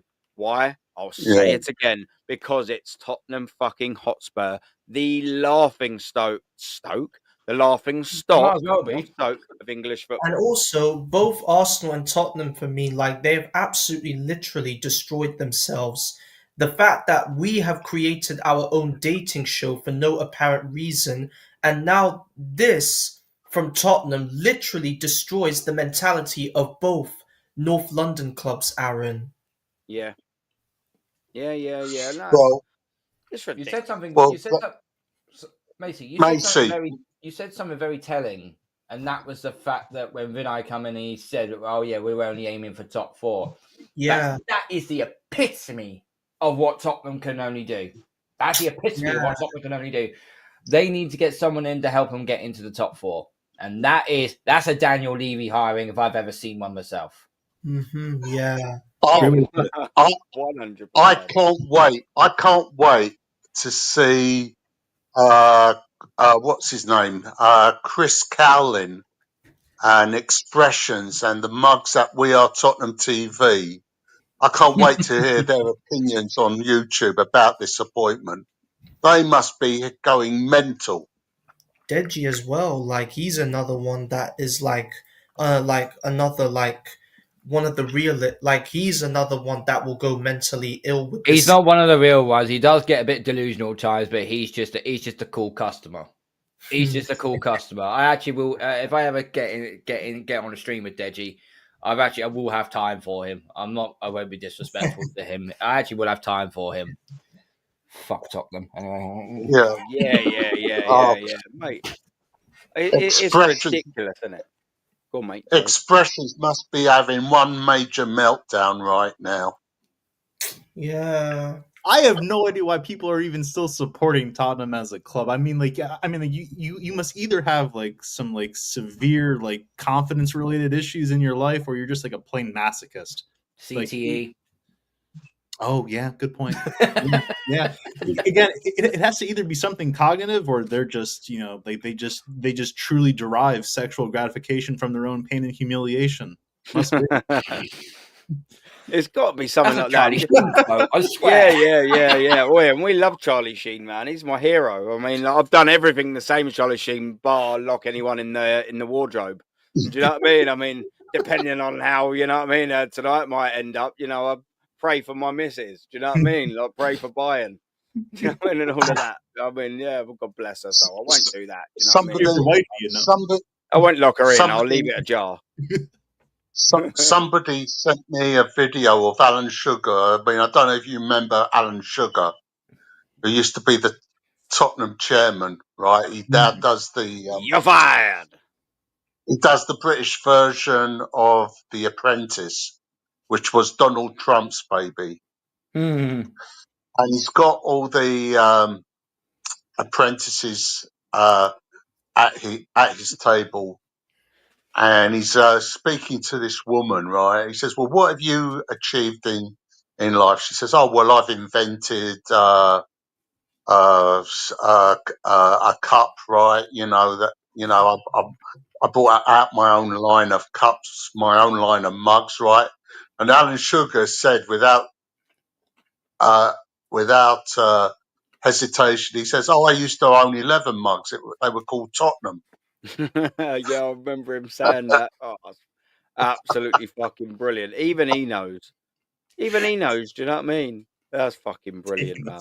That's funny. I know, yeah, but the thing is, it's so easy. It's so easy to take the piss out of Tottenham. I've done it on my thing earlier. I don't know if any of you are watching my stream. Do you know what? I'll do it one more time because we're talking about Spurs, and I actually quite enjoyed it when I've done this. So, firstly, I'm very, very, very sorry to everyone. I am gonna go on the Tottenham website. So please, please forgive me, but it will all be worth it. That goes Go on then. Let's go on the chicken website then. Come on, let's go. Let's go then. I'm sorry. Is coming for you, Aaron. That ghost is coming for you. I know. Please, everyone, please can you just please forgive me, okay? Like, I hope that we can all still talk after this, but I feel hang on, wait. I feel a presence. Yeah. It smells of shit. It must be Tottenham. Yeah. That fucking door back's open again, and I'm telling you, man, that's no good. Right. What have we got here? Right. First off, hilarious that their club's on and starts in black and white. I mean, that's just it. I mean, come on, what are we doing here? Like, I mean, if you just, what are we doing here? Do you know what as well is this is a quick factor before I scroll down, by the way, everyone, yeah?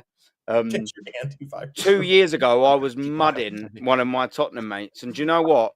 2 years ago, hand on my heart, hand on my kids' lives, boys, they were still selling for a bargain price of £1 the 4-4 draw on DVD at the Emirates. On my fucking life, they were still selling it 2 years ago because I remember screenshotting it to my mate. And because I got a new phone, I got booted out the chat and I tried going in there and trying finding it because they don't sell it anymore. But 2 years ago, they still selling the DVD of the draw. But let me scroll down because this is what I find humorous apart from this. Ha, ha, ha, ha, ha. This is Harris. Major honours. Look, they actually count the Charity Shield in there as well as Division 2 champions, as well as Football League champions. I mean, it's absolutely ridiculous what they constitute that, but that's not what I want to go through. Other honours. Oh, this is the one, boys. See this? Other honours. Oh, no. Ready for this fucking beauty. Yeah. Other honours. The Southern League champions in 1899 and 1990. The Western League champions. We got the London League Premier Division champions. The Football League South C Division. C Division. The third then. The C Division. We've got some of that. We've got the Southern District Charity Cup winners. They won it a couple of times there, but they won it. They was a joint winner, the Southern District Charity Cup. What about the DWAR Shield winners? They've won it twice, everyone. They won it in 33-34. You know, when Arsenal had a really good team. But they won the DWAR Shield winners, yeah. The London Challenge Cup. Sounds like Gran Turismo. They won the London Challenge Cup. What about this one? Look, the Anglo-Italian League Cup winners. What the fuck is that? But these are the best ones. Listen, we've got this. We've got the Norwich Charity Cup winners. But they couldn't just settle for the Norwich Charity Cup winners. They had to go one better and win the Norwich Hospital Charity Cup winners. But guess what? They managed to win it for the first ever time in 1946 and 47. But sadly, they could only joint win the prestigious Norwich Hospital Charity Cup. Then you thought, fuck it. Do you know what? Go on. Just to clarify as well, sorry, buddy. Just to clarify as well, the Norwich Hospital Charity Cup winners in 1946. 1 year prior to that was the end of World War II, so everyone was still in hospital. Everyone was still suffering from PTSD at the time. So they had no team. I mean, that's fine. That's fucking brilliant. And they only joint one. That's pretty bad. I apologise. No, I don't care. I think it's funny. Do you know what though? After they critically acclaimed the Norwich Hospital Charity Cup in 1949 and 50, which they only managed to draw.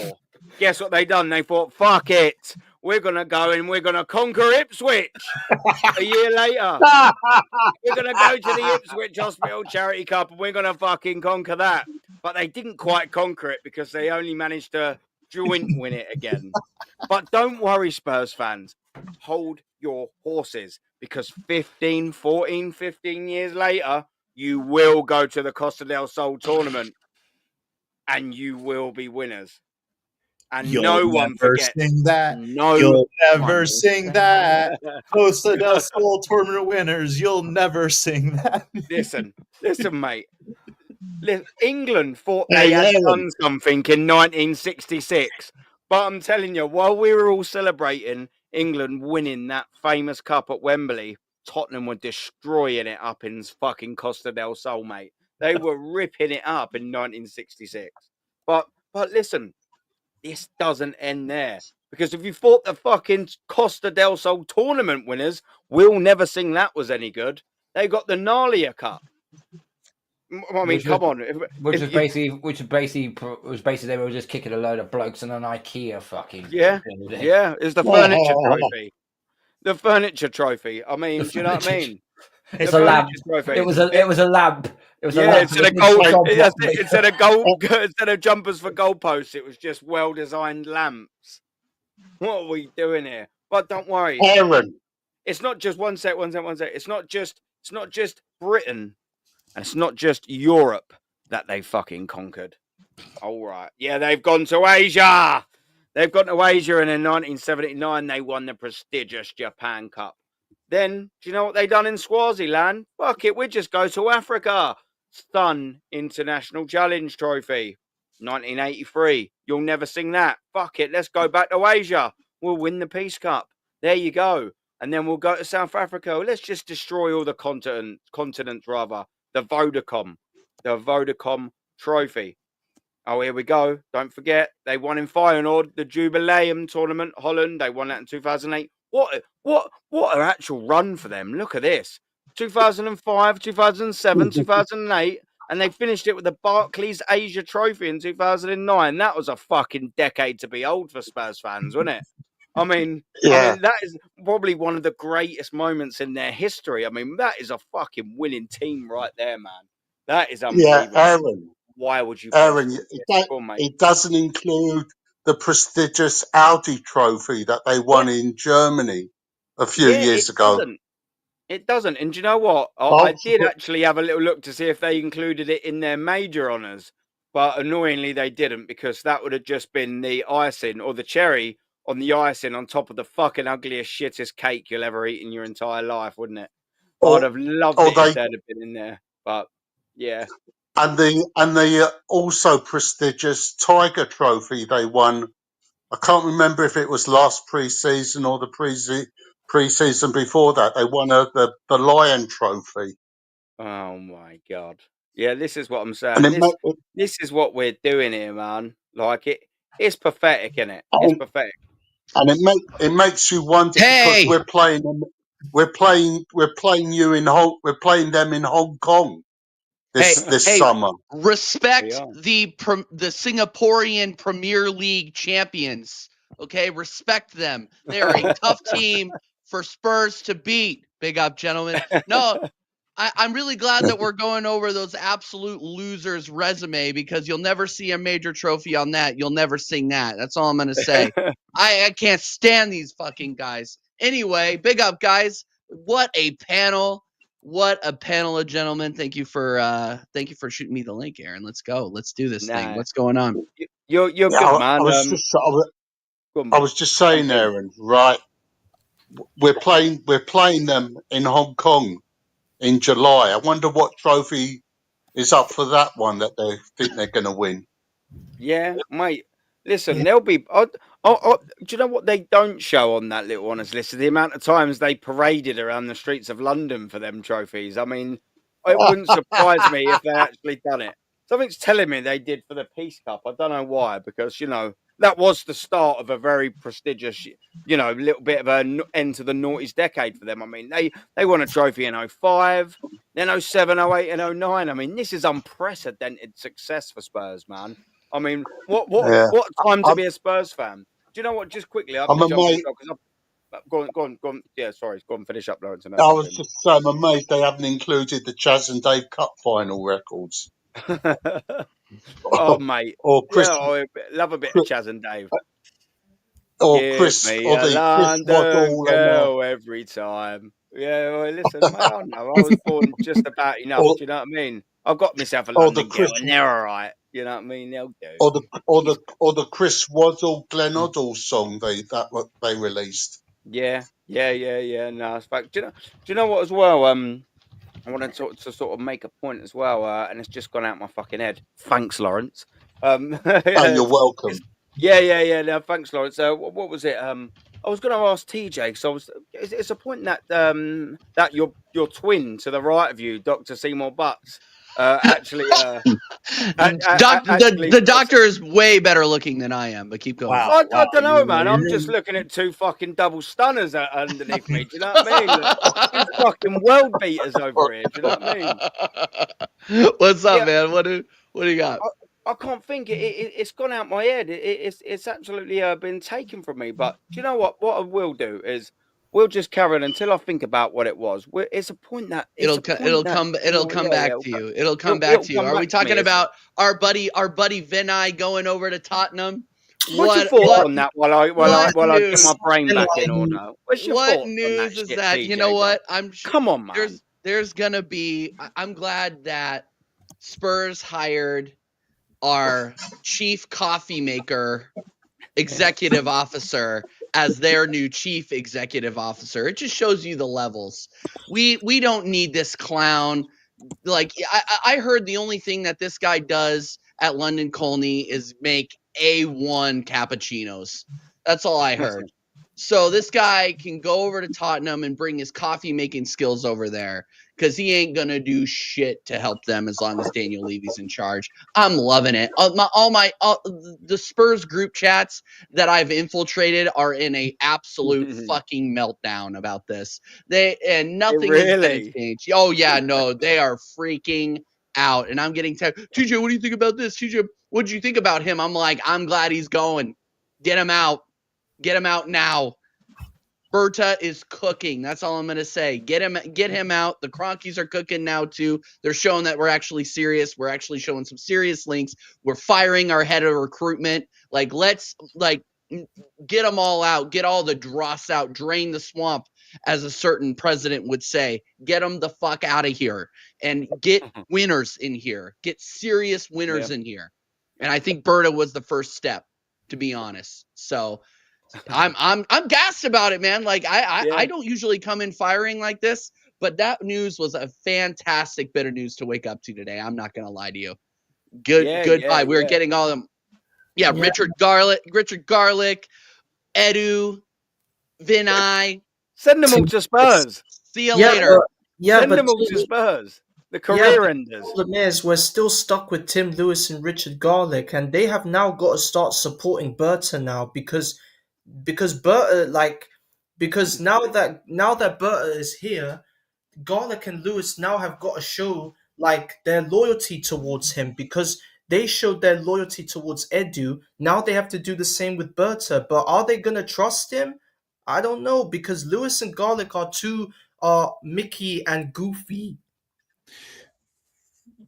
Well, what I will say to that is that, and again, also very much a surprise to me is that people like Tim Lewis and Richard Garlick were advocating for the hire of Berta.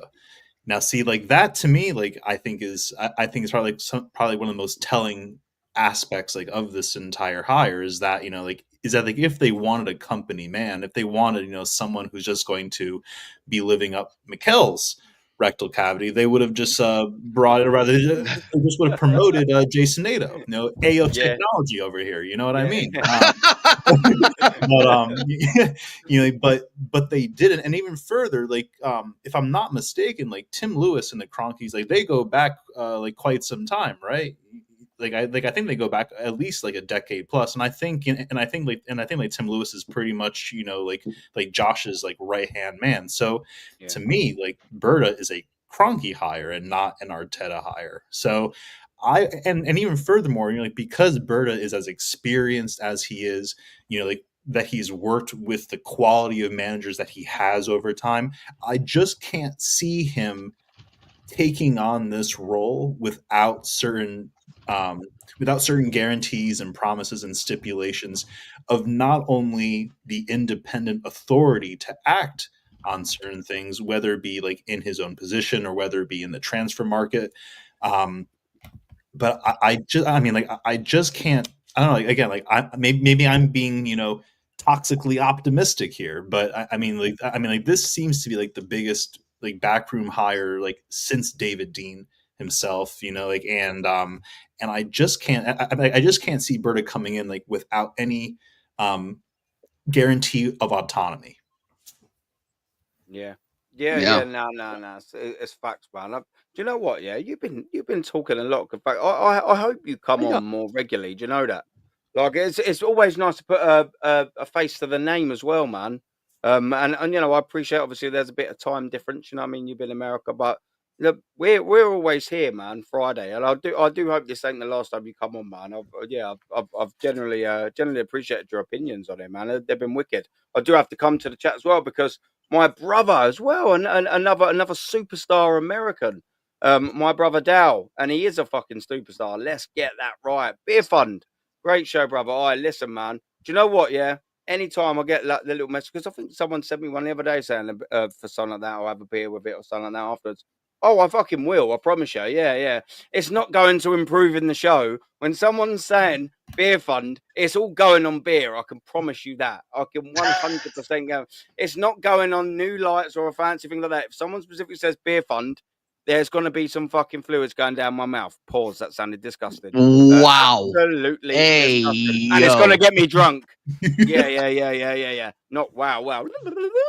Anyways, yeah. Whenever someone gives me $3 for a beer fund, I will drink alcohol. Yeah. Can we start that again? Pause. Stop it. Yeah. There you go. You did it. You did it. You did it. Thank you very much, Dow. By the way, yeah. Moving swiftly on. Very, very, very swiftly on. We've got a game, and it's in the form of Brentford. And I will come to you again, TJ, only because I know you've got you have to go very soon because you've got the wonderful, the excellent American Idiot show at 10 o'clock, man. Yes, I do know that, and it's not too far away. I will be putting the link into chat. I can't redirect yet, but what I will do is put the link in the chat. So you're so close. You go get that YouTube money. Congratulations on 500. Chronically under sub channel, by the way. Chronically. Go and subscribe to Aaron if you haven't already. It's an absolute joke that this guy isn't out of 1K subs. Go out there and do it. Do you know what? Yeah, bruv. Like, so I got like it was last week. Yeah, like I got the monetization thing. That got done. Yeah. So I was on a stream on Monday, and then it went like because I got to the 500 thing. Like I got an email and it was like, oh, you've done this, monetize it thing. So I clicked on it and then it was like, oh, you do like the review thing. So I had to wait for it. And it only took 2 days. And it's like, you're a YouTube partner. I was like, oh, cool.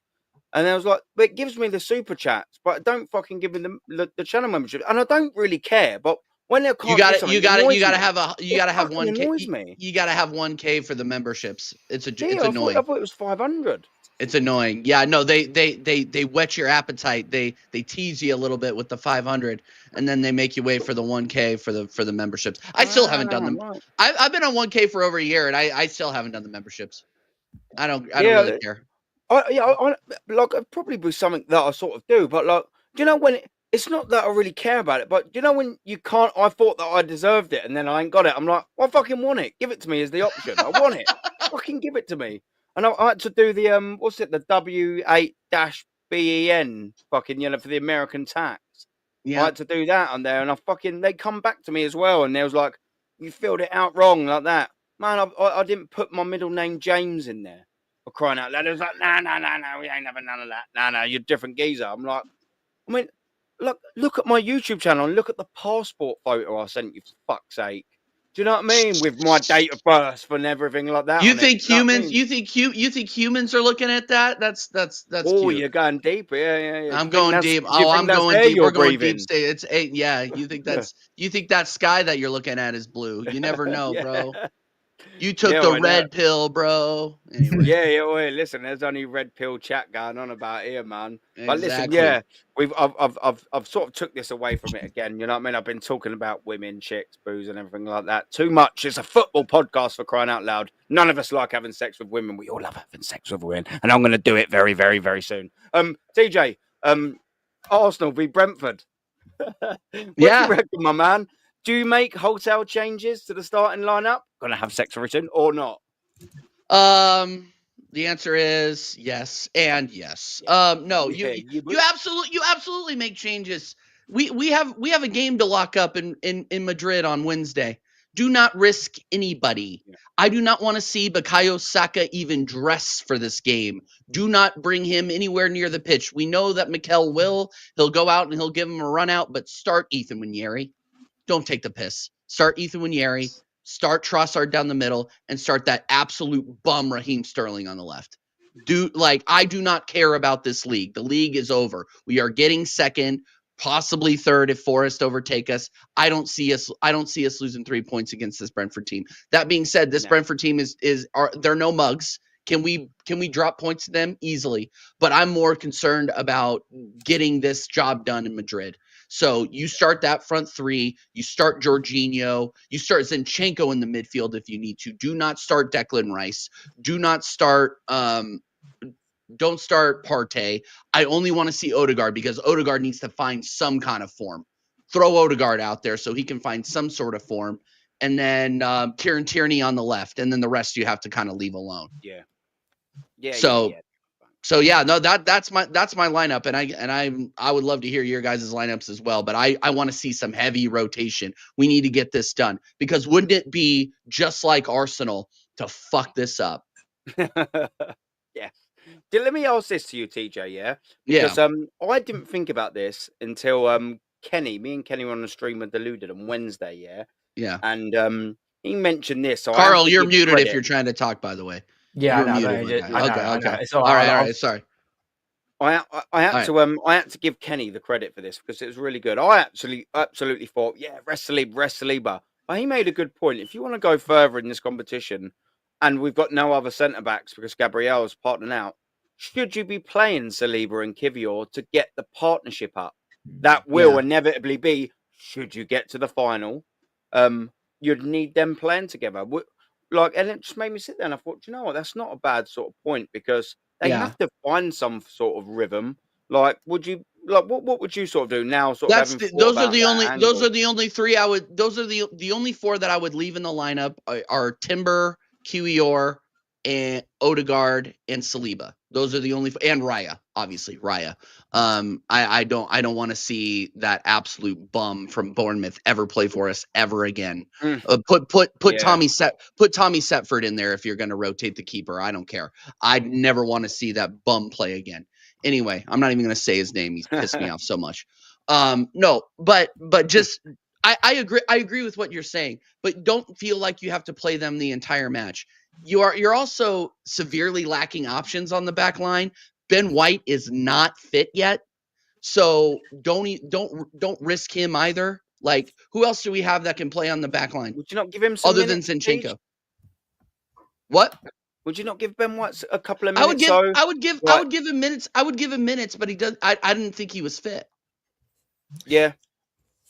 So if he's fit, yeah, run him out there. I don't care. Ben White is not our starting right back anymore. I don't care. He is the backup right back, and he will be in perpetuity.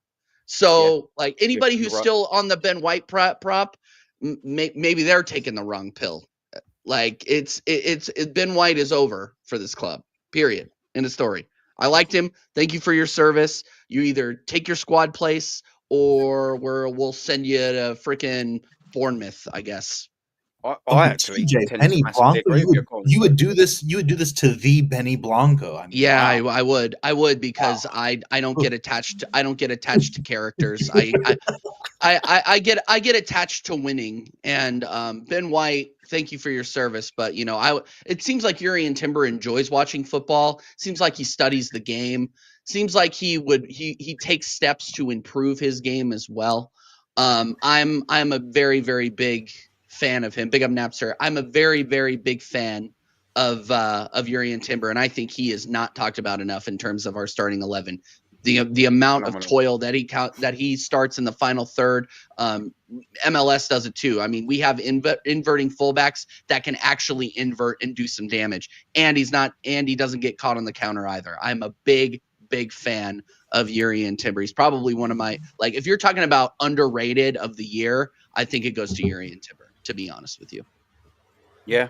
No, mate, that's absolutely fact. Quality I actually player. agree with you with the Ben White thing massively. That's what we want, isn't it? I'd have rather a striker, do you know what I mean, or something like that, and have that competition there. But I'm sorry, Ben White, you come in, you've been really good. You got yourself an injury, unfortunate. Someone's came in and bested you. Tough. Stay and be a squad player, or stay and be better than Timber, or leave. Exactly. That's that. Yeah, that's what competition's all about. Like, when we sort of hear people and they're like, we need squad players. No, you don't. You need better first team players to make the other one squad players. That's how you build a successful winning team. Do you know what I mean? And exactly. what we done was we signed Mikel Merino, a squad player, instead of signing Bruno Guimaraes to put someone else down. We signed someone below the starter that we already had. Madness. That's not how you build a squad, or definitely a winning squad. I agree with you 100%. Ben White, 100. take your place as a squad player, be better, or fuck off. Yeah, exactly. 100%. Yeah, no, period. I couldn't agree more. That's exactly the mentality I want in the club. Nats, though, you've joined a little late, my friend. Of course, that's what you do. I will be wrapping up very soon, but no worries, mate. No worries. I will get your sort of opinion in, and then I'll run around and just get the opinions of a couple of other people. But I thought, before I do that, I want to say hello to you because I always appreciate your opinion. You talk treble facts, my friend. How you doing? Yeah, not too bad, mate. Not too bad. Yeah, just not long eaten. Went for a nice, very long walk, so hence the lateness. I actually do have a more genuine reason than I did before. But either way, guys, yeah, man, it's it still quite hasn't sunk in yet. Do you know what I mean? Like, just the whole last few days. You were there, innit? So the performance. I got my carrier bag. Yeah, you got your carrier bag. Yeah, nice one, mate. But yeah, it's for me, it's woo. We're Woo! such an eco-friendly company. Yeah.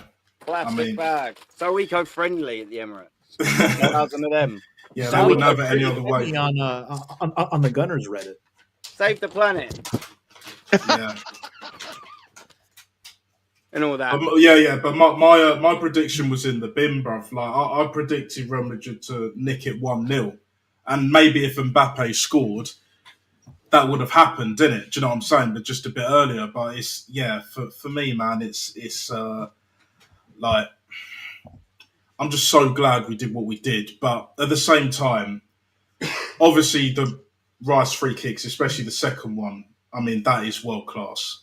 You know, without a shadow of a doubt. Moreno, that was a lovely finish as well.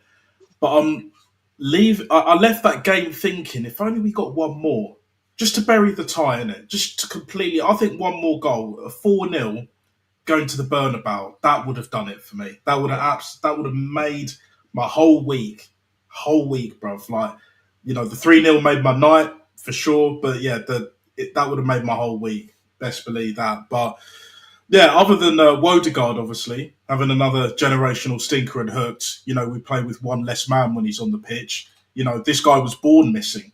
Do you know what I'm saying? Like, so it's, yeah, man, you know, it is what it is. And even though it's likely that we're going to get through and face most likely PSG, I would leave Odegaard in Madrid, bruv. You know, he could be in the Madrista club shop, innit? As one of them mannequins, innit? He'll slot right in there, son. Do you know what I'm saying? So, yeah, like, but yeah, honestly, mate, that's just what I think.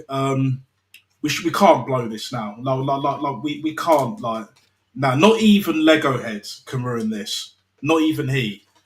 But having said that, stranger things have happened. You know, much stranger things. You know, we thought PSG was through against Barca one time when I think Unai Emery was manager, and then Barca did, you know, the unthinkable, innit? Was it 6-1 for the new camp? You know, Neymar had a generational worldie, and fucking Sergio Roberto with the winner in it. So, and Unai Emery still recovering from that, I believe, but you know, he's not doing too bad at the moment. But then again, he's up against a PSG side that are completely different and firing on all cylinders, and they've got a better squad. So we'll just have to see, man. But, you know, I would just rest everyone. I've said this before. You know this, Aaron. You know this, Cole, as well, Lawrence. Like, I would just rest everyone against Brentford. The league has been done. The league has been done for months, bruv. So I don't want to see the Rices, the Parties, the Salibas. I don't want to see Saka starting. You know, other than Odegaard, everyone else gets a rest pretty much. You know, and maybe the keeper as well can keep his place as well. So, looking forward to it, man. We'll just see what's going on. We'll just see what's going on at the end of the day. Yeah, no, buzzing. Yeah, well, I will wrap it up there. So what I will do is go to the right. We'll go, Lawrence. Big up, man. How are you? How can we find you? You've got Instagram that you want people to have a little follow, didn't you? And I'll post a link in there, man. Yeah. As I said, I just opened up an Instagram account, and if anyone wants to chat with me or get in touch with me, just reach me there. Yeah. Guess what? As well, we had a vote. Should Lawrence buy the bucket hat? 34 people voted. 61% said yes. 26% said buy it now, brother, and only 11% said no. Get yourself the fucking golf new merch bucket hat on your bont, smile mucker. Big up to everyone that voted as well, man. I will get your Instagram link. What you've got to get me now. That's what you've got to get me for my birthday in June. Yeah, well, $50 to ship it over there. So. Yeah, that's exactly what I said. Yeah. That's if we win the Champions League, that'll be a great birthday present. If we win the Champions League, If we win the Champions League, what I have done as well, I know we're going to get round to TJ in a second, but just letting people know, TJ has got a show that starts in 40 minutes, and I have posted the link to that show, and it is pinned in my chat. So please, when we wrap up, please click on the link that is pinned in the chat and show my brother TJ Warren and Dow. And I'm not too sure his guest. He always has excellent guests on. Maybe he hasn't today. He always usually does. Please go and click on that link and show my brother some love. Macy, where can we find you, brother? You ain't got no socials, but you're always there and thereabouts, isn't you, mate? Yeah, of course, Aaron. Like I, as I said, I don't have any socials, but I'm always happy to come on any show you would like to invite me on, then I'm happy to be on the Well, show. I can't invite you because you got no fucking numbers. I'm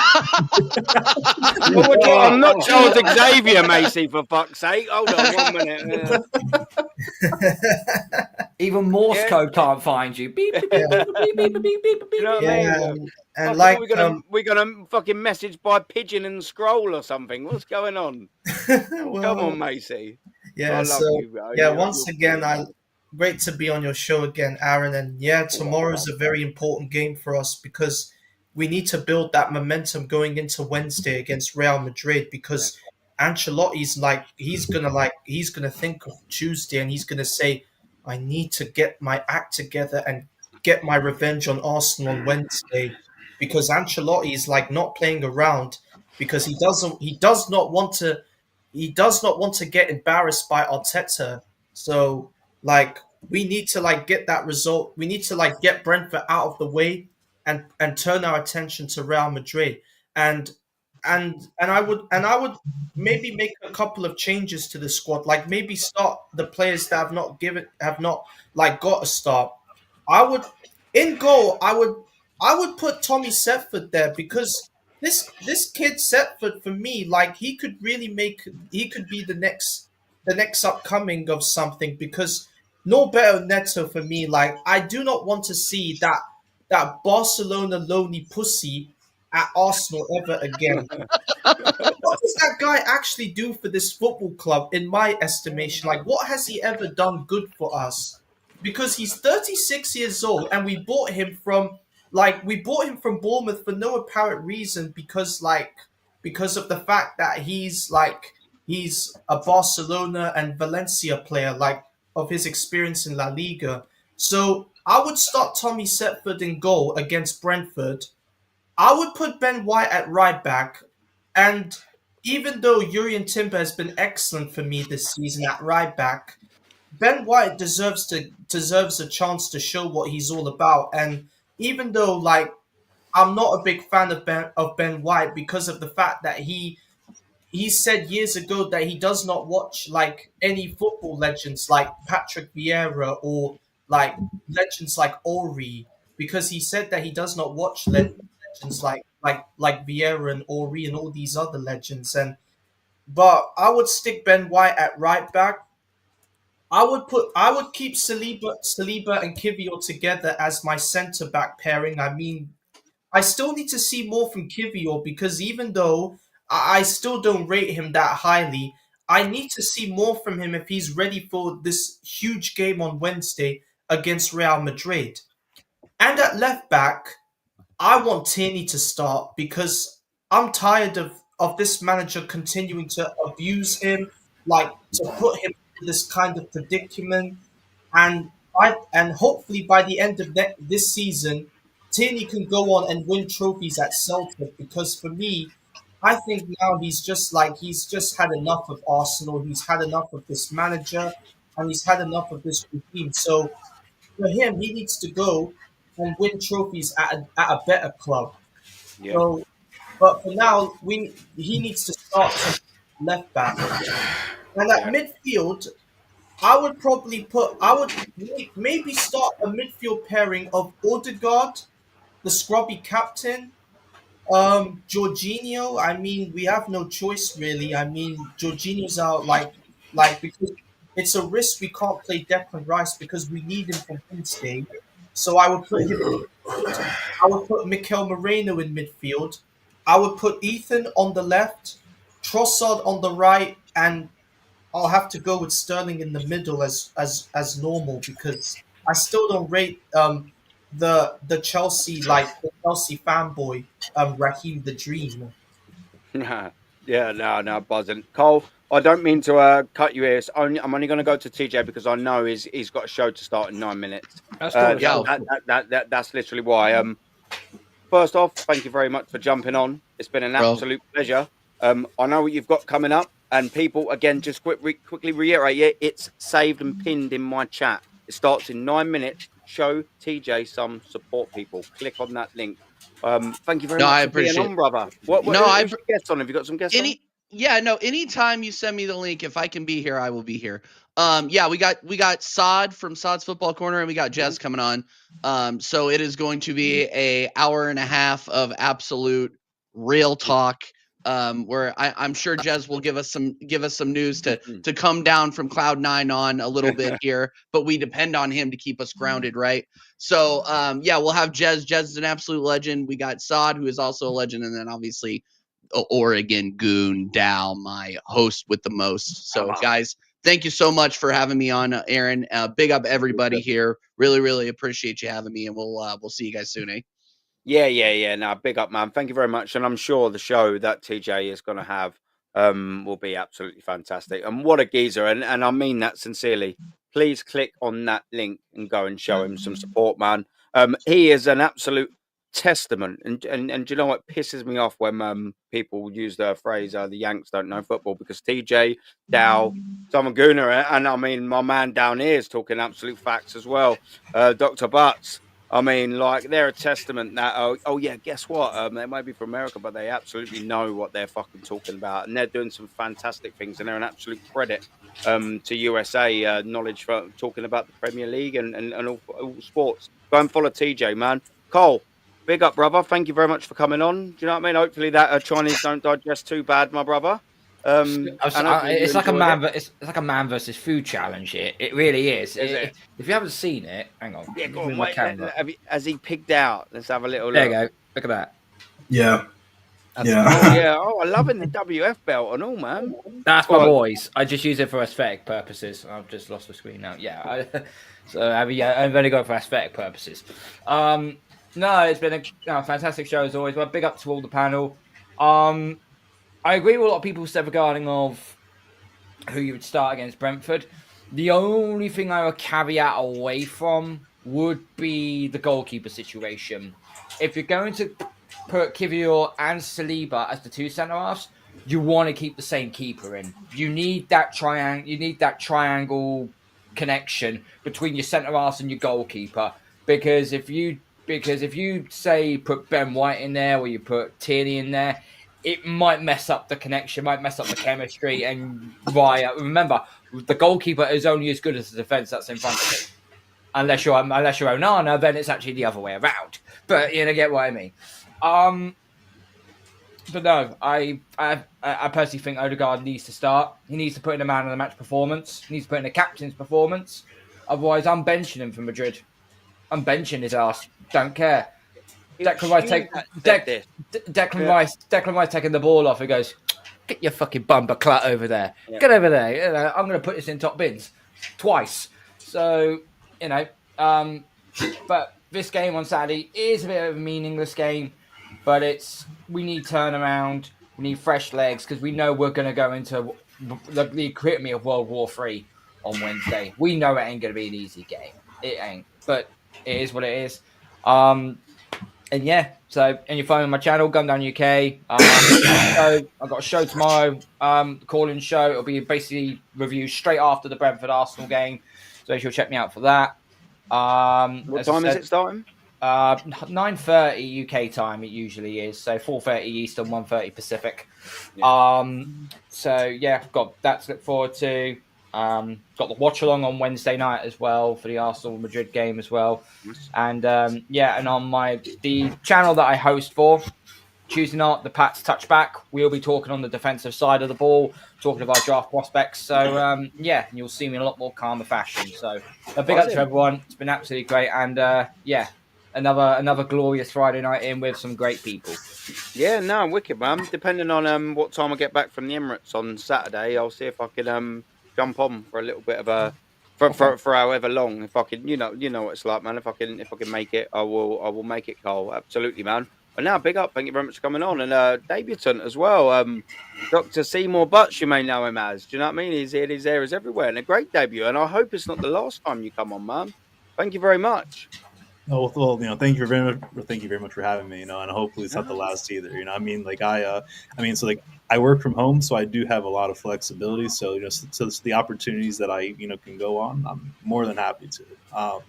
Because as you know, and as we all know, the the YouTube community for Arsenal is very saturated with a lot of cognitively challenged perspectives, if you will. You put it so nicer than I do. I love that. So gotta be polite where I can, but no, like big up everyone. No, it's been absolutely grand. As far as Brentford's concerned, I mean, I really want to see like massive wholesale changes.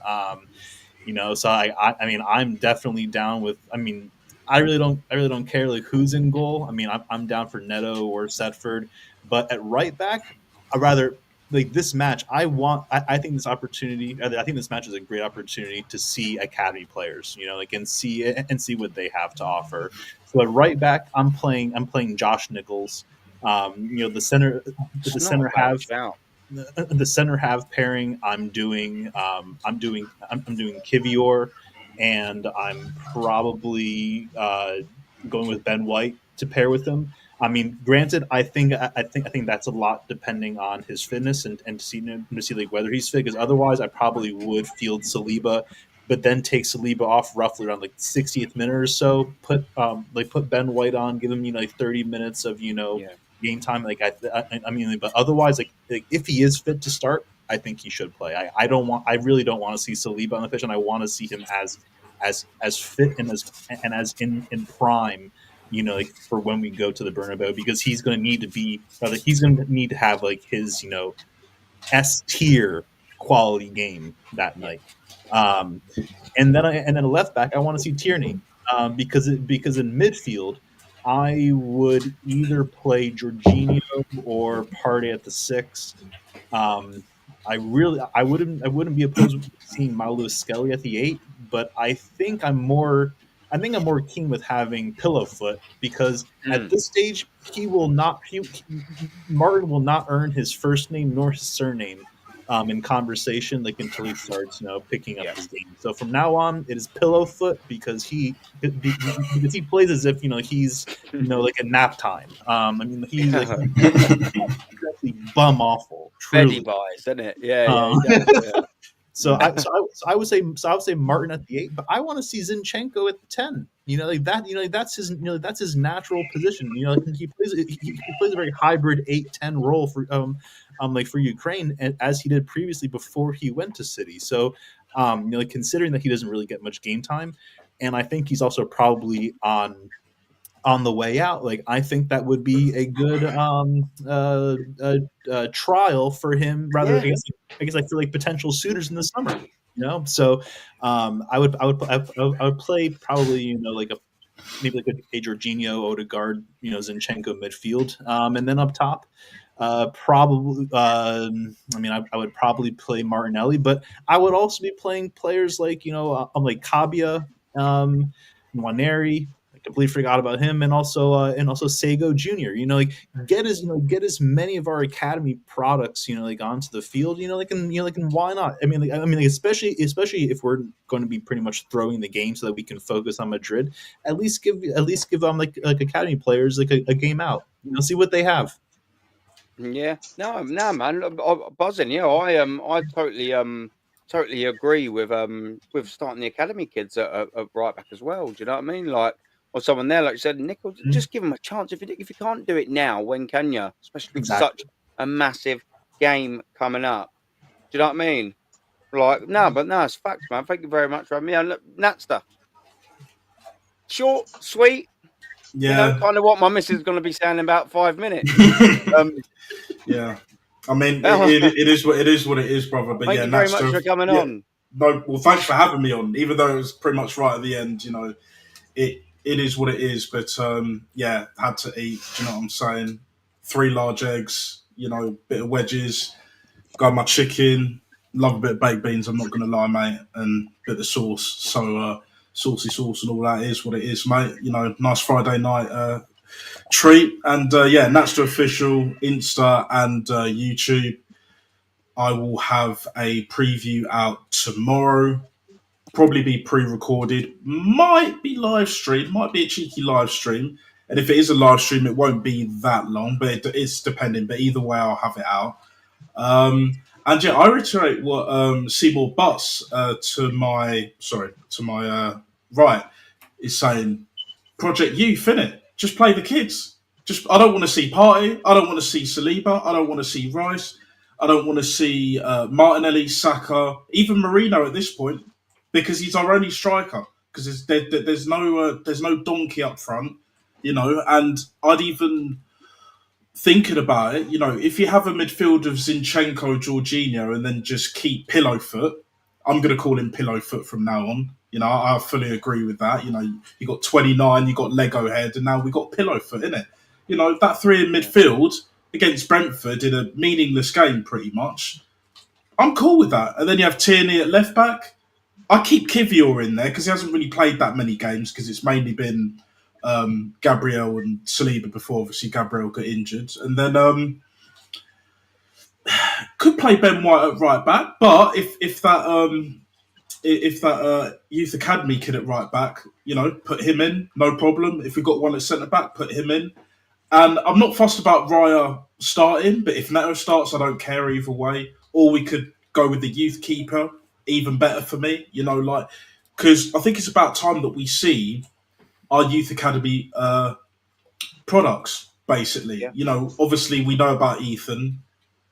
I would start him probably on the right, and then you could either have Trossard on the left, you could either have Sterling on the left, or put Trossard up front. Either way, it's just like there's, even with the injuries that we have, we still have pretty good options. Like let's not get it twisted, but we heard all of this Project Youth from the get-go, innit? As soon as Lego Head got the job all them years ago now, I want to see it.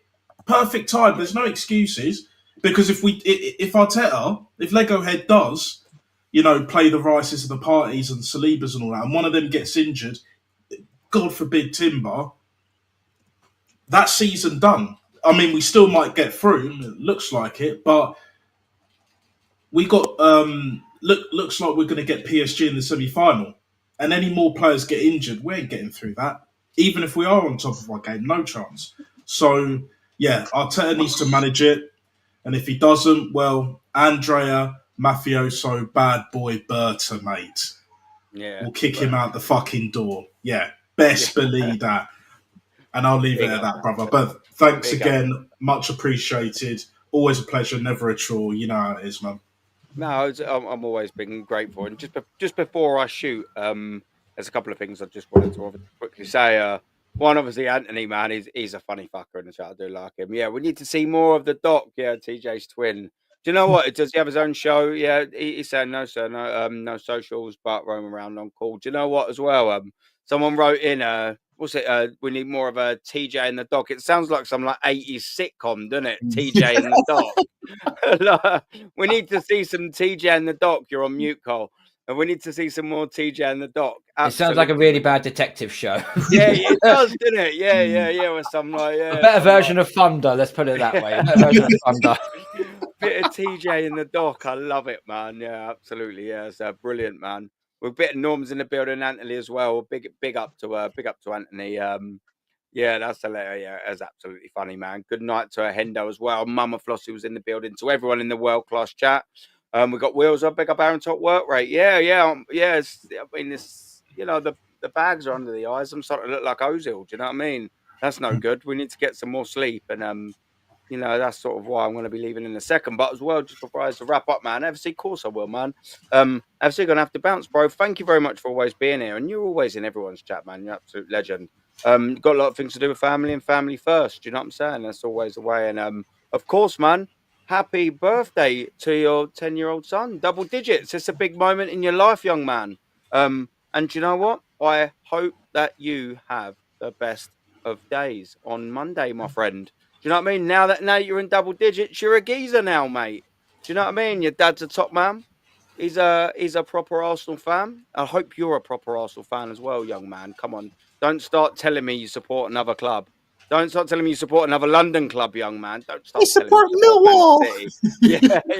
I mean, that wouldn't be too bad. But listen, Junior AFC always is everywhere. Mr. 10 years old.